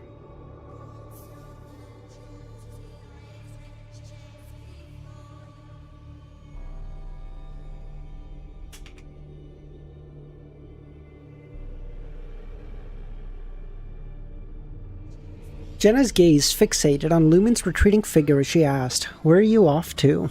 Is consistently inconsistent, yeah. "Getting some shut-eye," Lumen replied. Pursing her lips, Jenna pondered for a moment before following him. She wanted to ascertain his final destination and see if he truly intended to return to his motel to sleep. Otherwise, with his current state, she couldn't fathom what he may do. Ignoring Jenna, Lumen ambled slowly back to the motel. As he reached the motel entrance, he discovered the main door firmly locked. Rather than scaling the pipes, he retrieved a small wire from his person and deftly inserted it into the brass keyhole, manipulating it, and the door swung open, revealing the murky interior. The only source of illumination emanated from the staircase leading to the bar. Lumion cast a fleeting gaze and chose to descend. God damn it, didn't he just say he was going to bed? But he's going to the fucking bar. Jenna continued trailing him. The bar wasn't bustling. 2 or 3 inebriated men occupied a small table, sporadically bellowing, but lacking any significant strength. The sole customer at the bar counter happened to be Lumion's neighbor, Gabriel. Gabriel, the playwright. Garbed in a faded linen shirt, Gabriel's hair appeared unkempt and greasy. "You're still drinking at this hour?" Lumion settled beside Gabriel. As he returned to normal, Jenna praised Lumion, sensing that he wasn't as bad as before.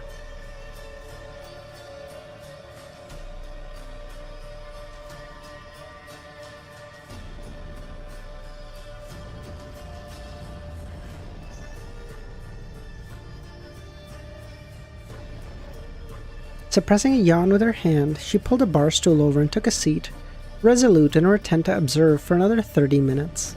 Jenna's a good friend, dude. Jenna's a like, she could have just asked him, like, where are you going? Getting some shut-eye? Okay, and just left him. She was like, no, I want to make sure he's okay. She's a genuinely good friend. Gabriel forced a bitter smile and responded, I just finished a manuscript and came for a drink. Are all the authors the same? You prefer to toil at night and slumber during the day? Many authors are like that. Tranquil nights give us better inspiration, but that's not why I stay up. I must visit theaters during the day, persuading managers to peruse and accept my manuscripts. Today I went to the Theatre de la Renaissance in Quartier de la Cathédrale Commémorative. The manager, Nathan, is renowned as a most astute theatre manager. He possessed the highest likelihood of accepting the value of my script, yet he even refused to see me. Upon hearing words like theatre and manager, Jenna inwardly gasped. The fact that many individuals around her worshipped an evil god left a lasting scar on her psyche.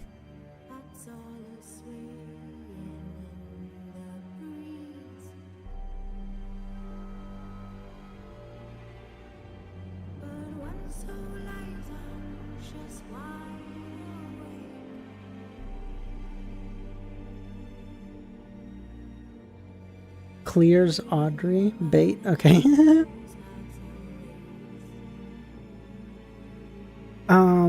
Do you happen to know where the theater manager lives? Yes, I've visited his apartment before. Along with the other playwrights, he's still unmarried and often changes mistresses, Gabriel rambled on. A thin grin crept across Lumien's face. I have a way to get that fellow to read your script, but I can't guarantee he'll accept. Really? Gabriel thought. There's a way? Jenna pondered. Let's go at once. Bring your script, Lumien said. Gabriel never encountered such a man of action. It was midnight. With no remaining hope, he resolved to give it a try. Downing the last of his absinthe, he ascended to the second floor to get his script. Dude, can you imagine the sheer fucking gusto that, like, drinking, like, absinthe and then having a fucking mob leader be like, let's go, we ride at dawn, bitches. Oh my god, you're like, holy shit, yes sir, we're fucking taking over the city of Trier tonight, no problem. Holy shit.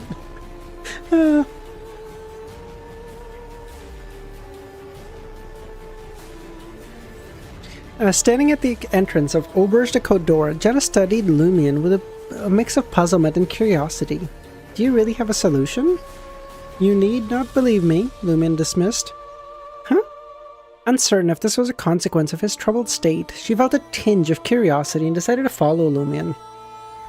Before long, Gabriel returned. He had changed into a clean and respectable formal suit. Address, Lumien asked. Room 702, 15 Rue de Faux. Quartier de la Cathédrale Commémorative, Gabriel said. Shall we walk there? There were no public carriages at this hour. Lumien paid no attention to the query, instead strolling towards Avenue de Marche steadily. He halted a late-night operating rental carriage, a four-wheeled two-seater, and addressed the driver. To 15 Rue de Faux. To Verldor, the carriage driver said.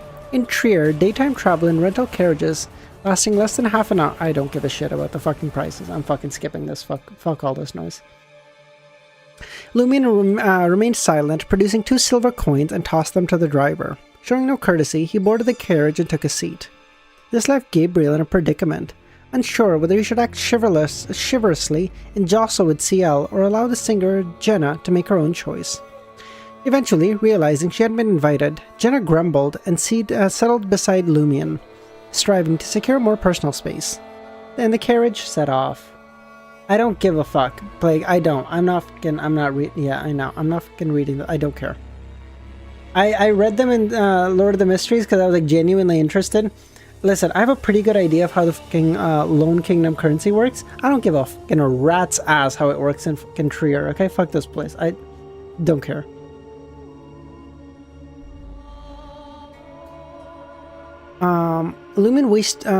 After an undetermined amount of time, the rental carriage came to a halt. Lumien wasted no time, heading straight for the apartment building. Upon entering, he was intercepted by a vigilant guard. Which floor and room are you residing in? If you're not a resident, you need... Before the guard could even finish his sentence, a chilling object was pressed against his temple. Lumion had produced a revolver and pressed it against the guard's forehead. Bro, today is not the day to fuck with him. Today is not the way to fuck with him. Just let him go, bro. Your four Vrildor a day is not worth this. Are you one of the people in favor of nuking? No, they can live. I don't give a shit. I just don't give a shit what their prices are.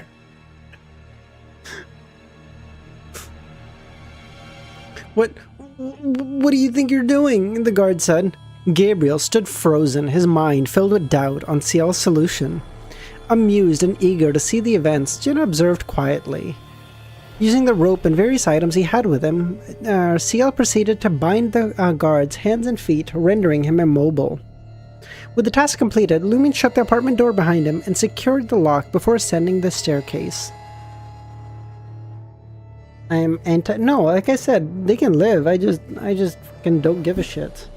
I don't want to call myself libertarian because that has like really shitty like fucking connotations. Like, you know, people who are like Dave Smith, for example, are like, I'm a libertarian. Yeah, fuck all that noise. I don't deal with any of that. But like, just like, you know, the whole live and let live scenario. Like, just fucking, I don't care, bro.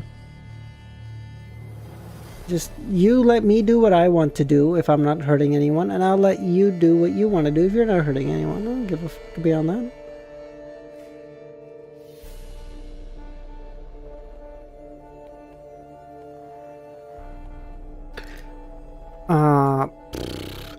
Gabriel hastened after Lumion. Is this really okay?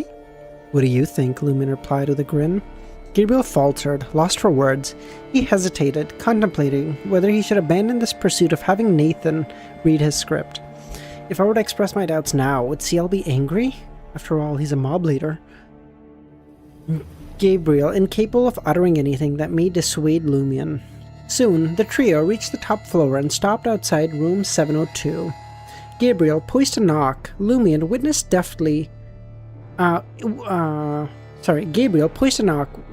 Lumion deftly employ the short wire to open the door.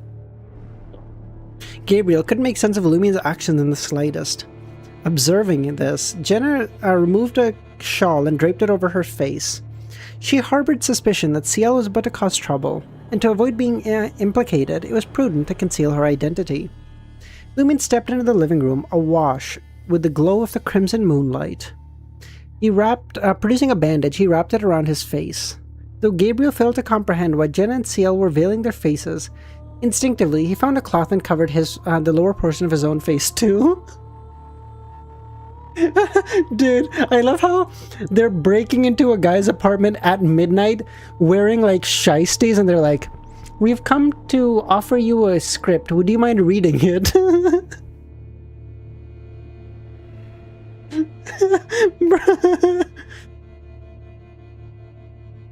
We will take lower than the market rate. We understand that he's a new playwright. He doesn't have any notoriety. We understand this. We're offering very, very favorable terms, we believe, but they are subject to negotiation. The guy's like, "Bro, it's midnight. What are we? Yo, who are you guys? What are we doing?" The living room was bathed in the luminosity of crimson moon, illuminating the figures reclining in the bed. There was a man and a woman. The man boasted disheveled black hair, appearing to be in his early 40s. His countenance was gaunt. And the woman seemed strikingly beautiful. He's a theater manager? Lumion didn't restrain his voice at all. Gabriel felt as though he was trapped in a reverie. Yeah, that's him.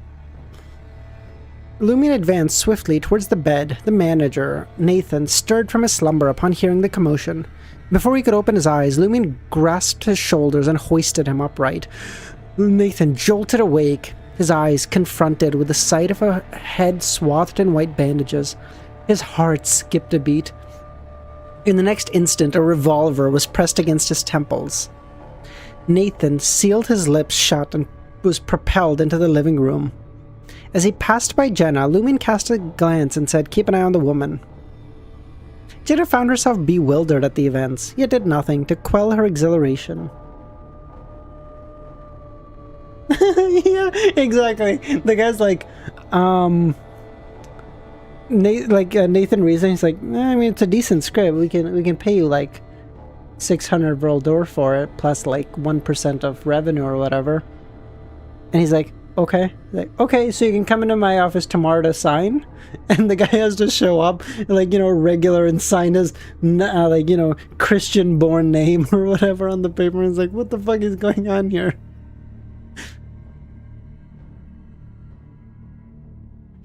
Without hesitation, she lowered herself into a crouch, drew her own revolver, and trained it upon the recently wakened blonde. "I don't want to hear a word," she said. The blonde wrapped her arms tightly around the blanket, trembling. Lumion settled Nathan into a recliner, securing his hands and feet to the sofa.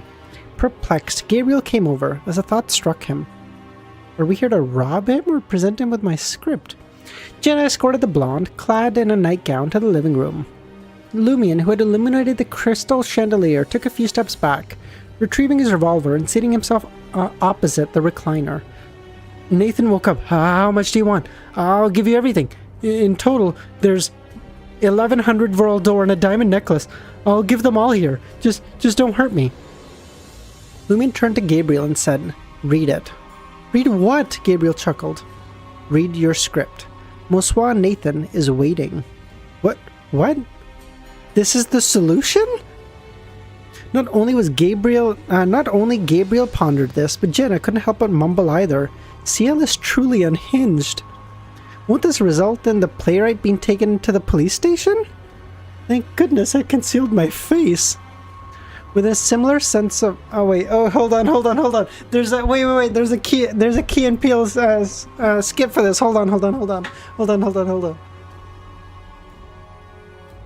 Hold on, there's a skit for this. There's a skit for everything. I love those guys.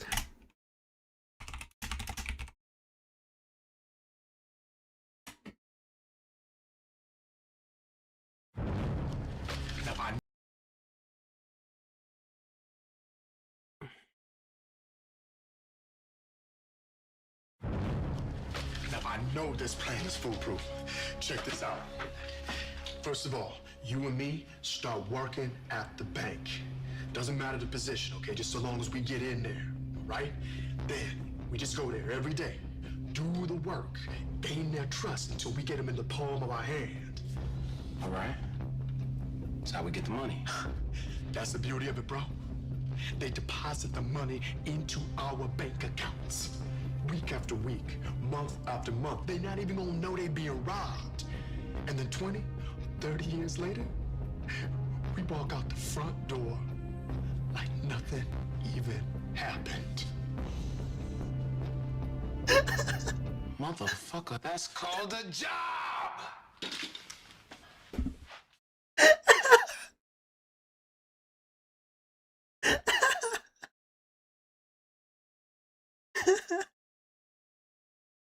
Oh, that's so good. Like, bro, we're doing all this to get like a fair revenue split.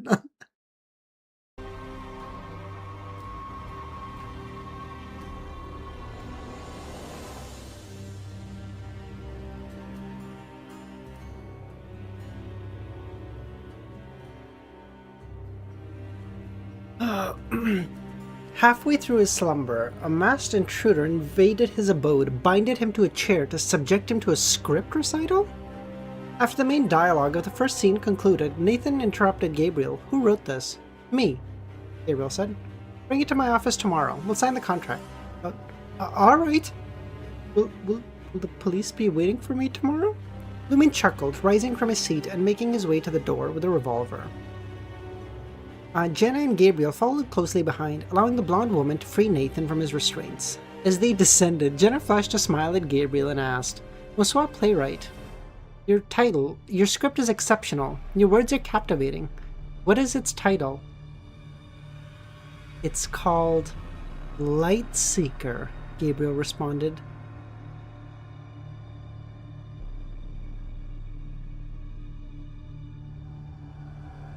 Holy shit.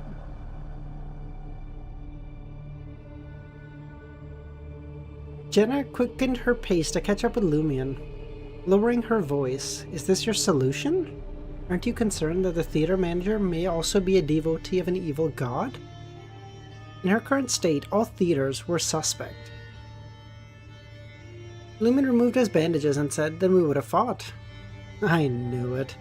After retrieving their belongings and ropes from the guard, the trio boarded a rental carriage and returned to Auberge de Côte d'Or. Once Gabriel expressed his gratitude and retreated to his room, a mix of worry and joy, Jenna observed Ciel as he freshened up and settled onto his bed. Finally, she drew a sign of relief. She drew the curtains and carefully closed the wooden door before departing. In the nearly pitch-black darkness, Lumion's eyes remained closed, unmoving.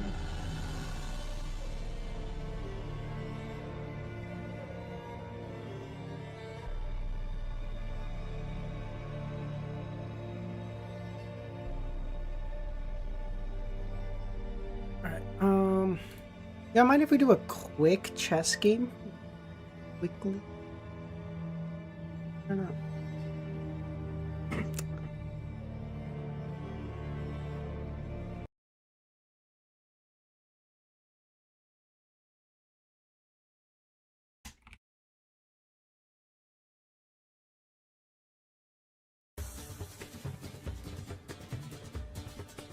As long as you don't throw. I'm gonna try, dude.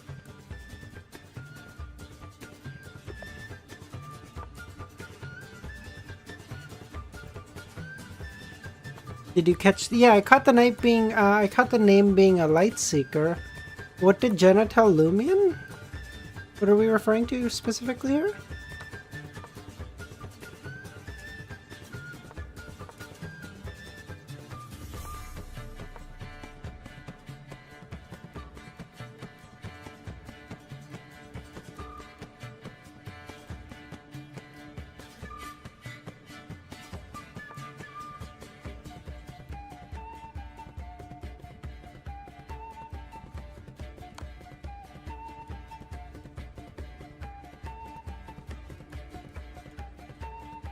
No matter which way he moves, he has to move, which means he can't castle anymore. Awesome. You just go back. Sun will eventually rise no matter how dark it is.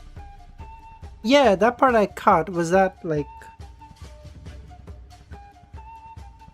Is that referring to some... Is that... Were those words uttered before?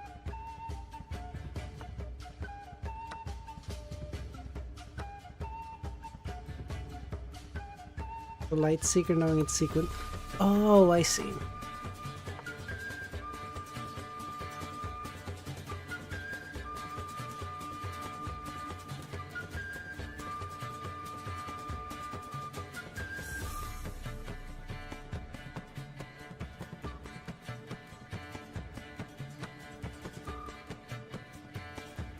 Take with the queen, take with... Cute. I mean, it gives a lot of nostalgia. Yeah, that does make sense.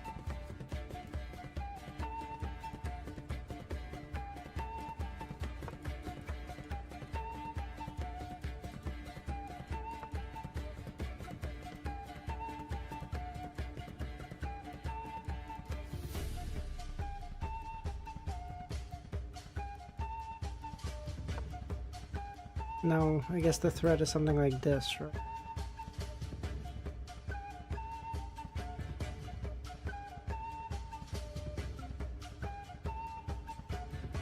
Push up.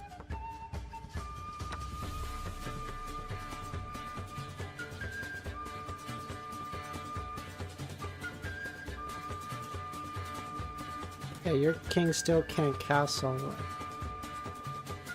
In a much better.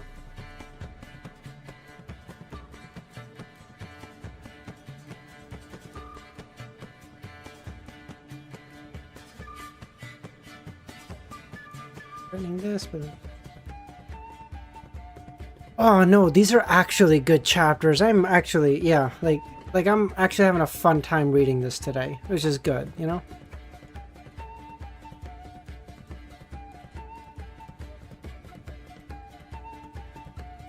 Like that's just because it's been like legitimately it's been a little while since I've like genuinely enjoyed reading. Like just honestly, like it was a little slow there for a while, okay? And so this is just it's nice to see.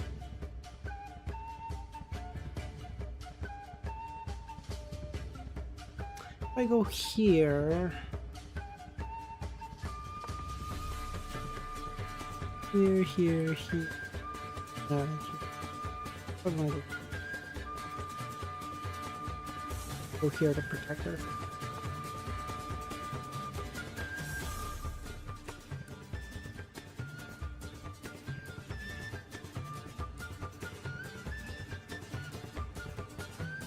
This knight is having the fucking world tour over here.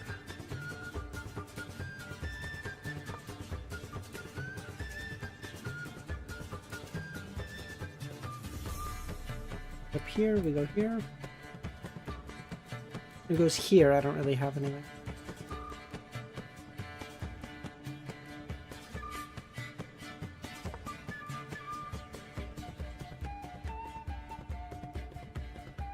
No, if it goes up here, I just take with this. Fine. So he can't go here. He can't go here. He can't go here. He can go here. He can go here. He can go here. Oh, I was almost gonna go here, but this cooks me. Ah, you bitch.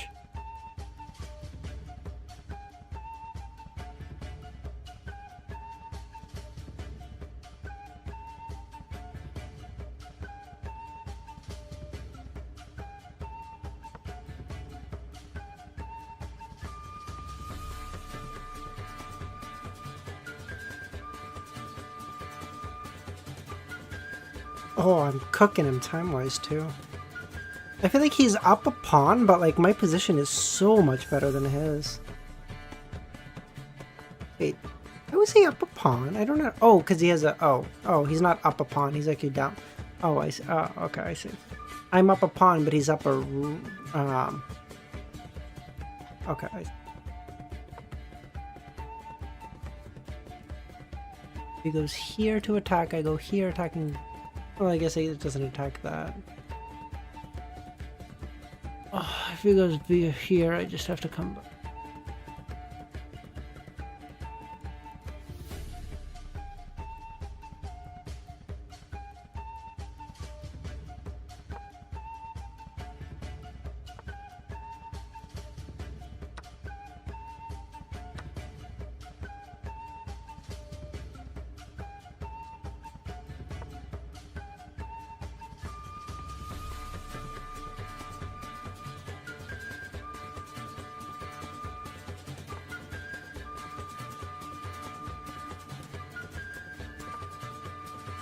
We're on 222, I think.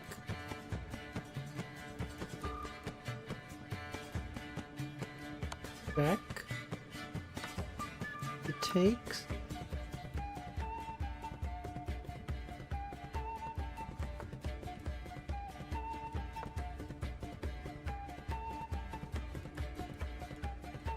Okay, so I have a knight. Or sorry, I have a bishop and a rook for a...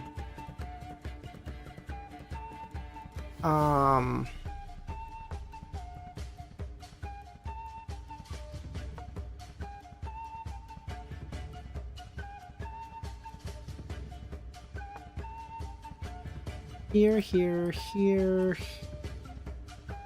I don't think I want to do this, though, because his...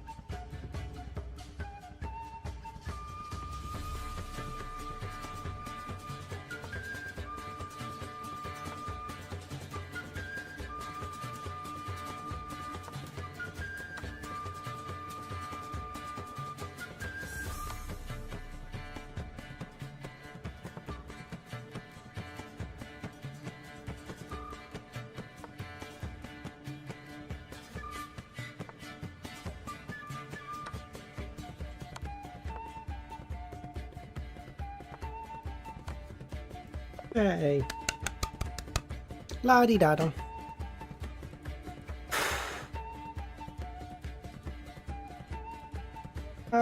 I think even without time, I probably do win this. The bishop for rook is like technically better in his side, but it's like really difficult to actually use at this level. I think once you get higher, like maybe 1400 ranked or so, that difference becomes more obvious. At this level, the two are basically the same. Because the problem is, when there's so many rooks on the board, your mind is so accustomed to just looking this way, having to remember, like, hey, if I'm ever on a light square, I'm constantly at risk, is like... Alright, let's try to do like 3 more chapters. I think let's get to like 224, 225 today or something like this. What's a good place to end?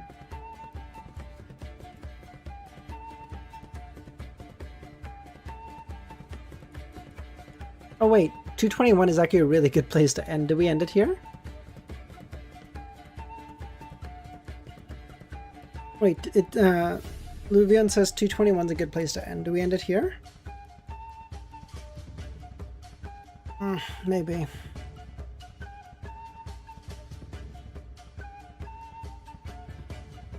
Next stream when? Tomorrow, same time, so 22 hours from now, basically. I mean, Luvian's always been very good with timing, so we'll trust him. We'll trust him. We'll end it here. There's artwork. Oh, thank the fucking Christ, Jesus! Oh, let's go. There's fucking artwork.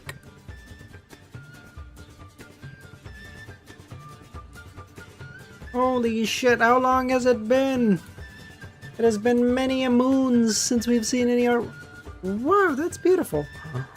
Half an hour earlier? Yeah, I can do a half hour earlier if you want.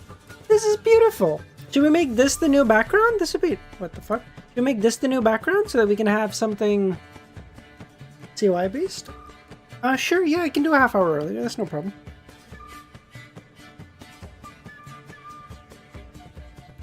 Yeah, 2130 is good. Okay, this is awesome. I'll set this as the background for future. This is awesome. Who is this? Aurora? I know this is the Taiwan release, so this shit is...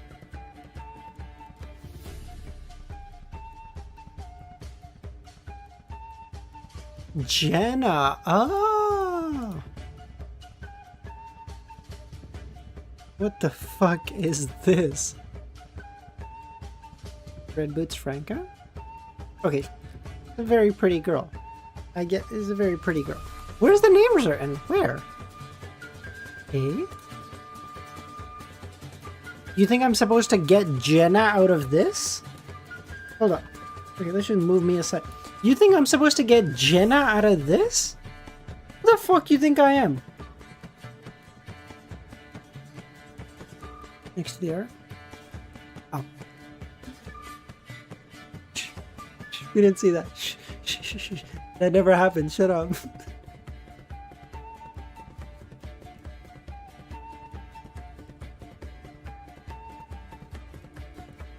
Stop. That was so dumb. That was so dumb. This is Polly's monster form? Yeah, nice. Wow, that's really cool. That's really cool. Mr. Oh, this is so cute. I don't know what we'd ever use this for, but this as an emoji would go hard as fuck. I don't know what we'd ever use this for, but this is cool. Very cool. Who's watching? Alright, fellas, we'll end it there. We'll stream tomorrow in 21.5 hours. Mr. K, fellow Oracle, true, the goat. Alright, everyone, we'll end stream there.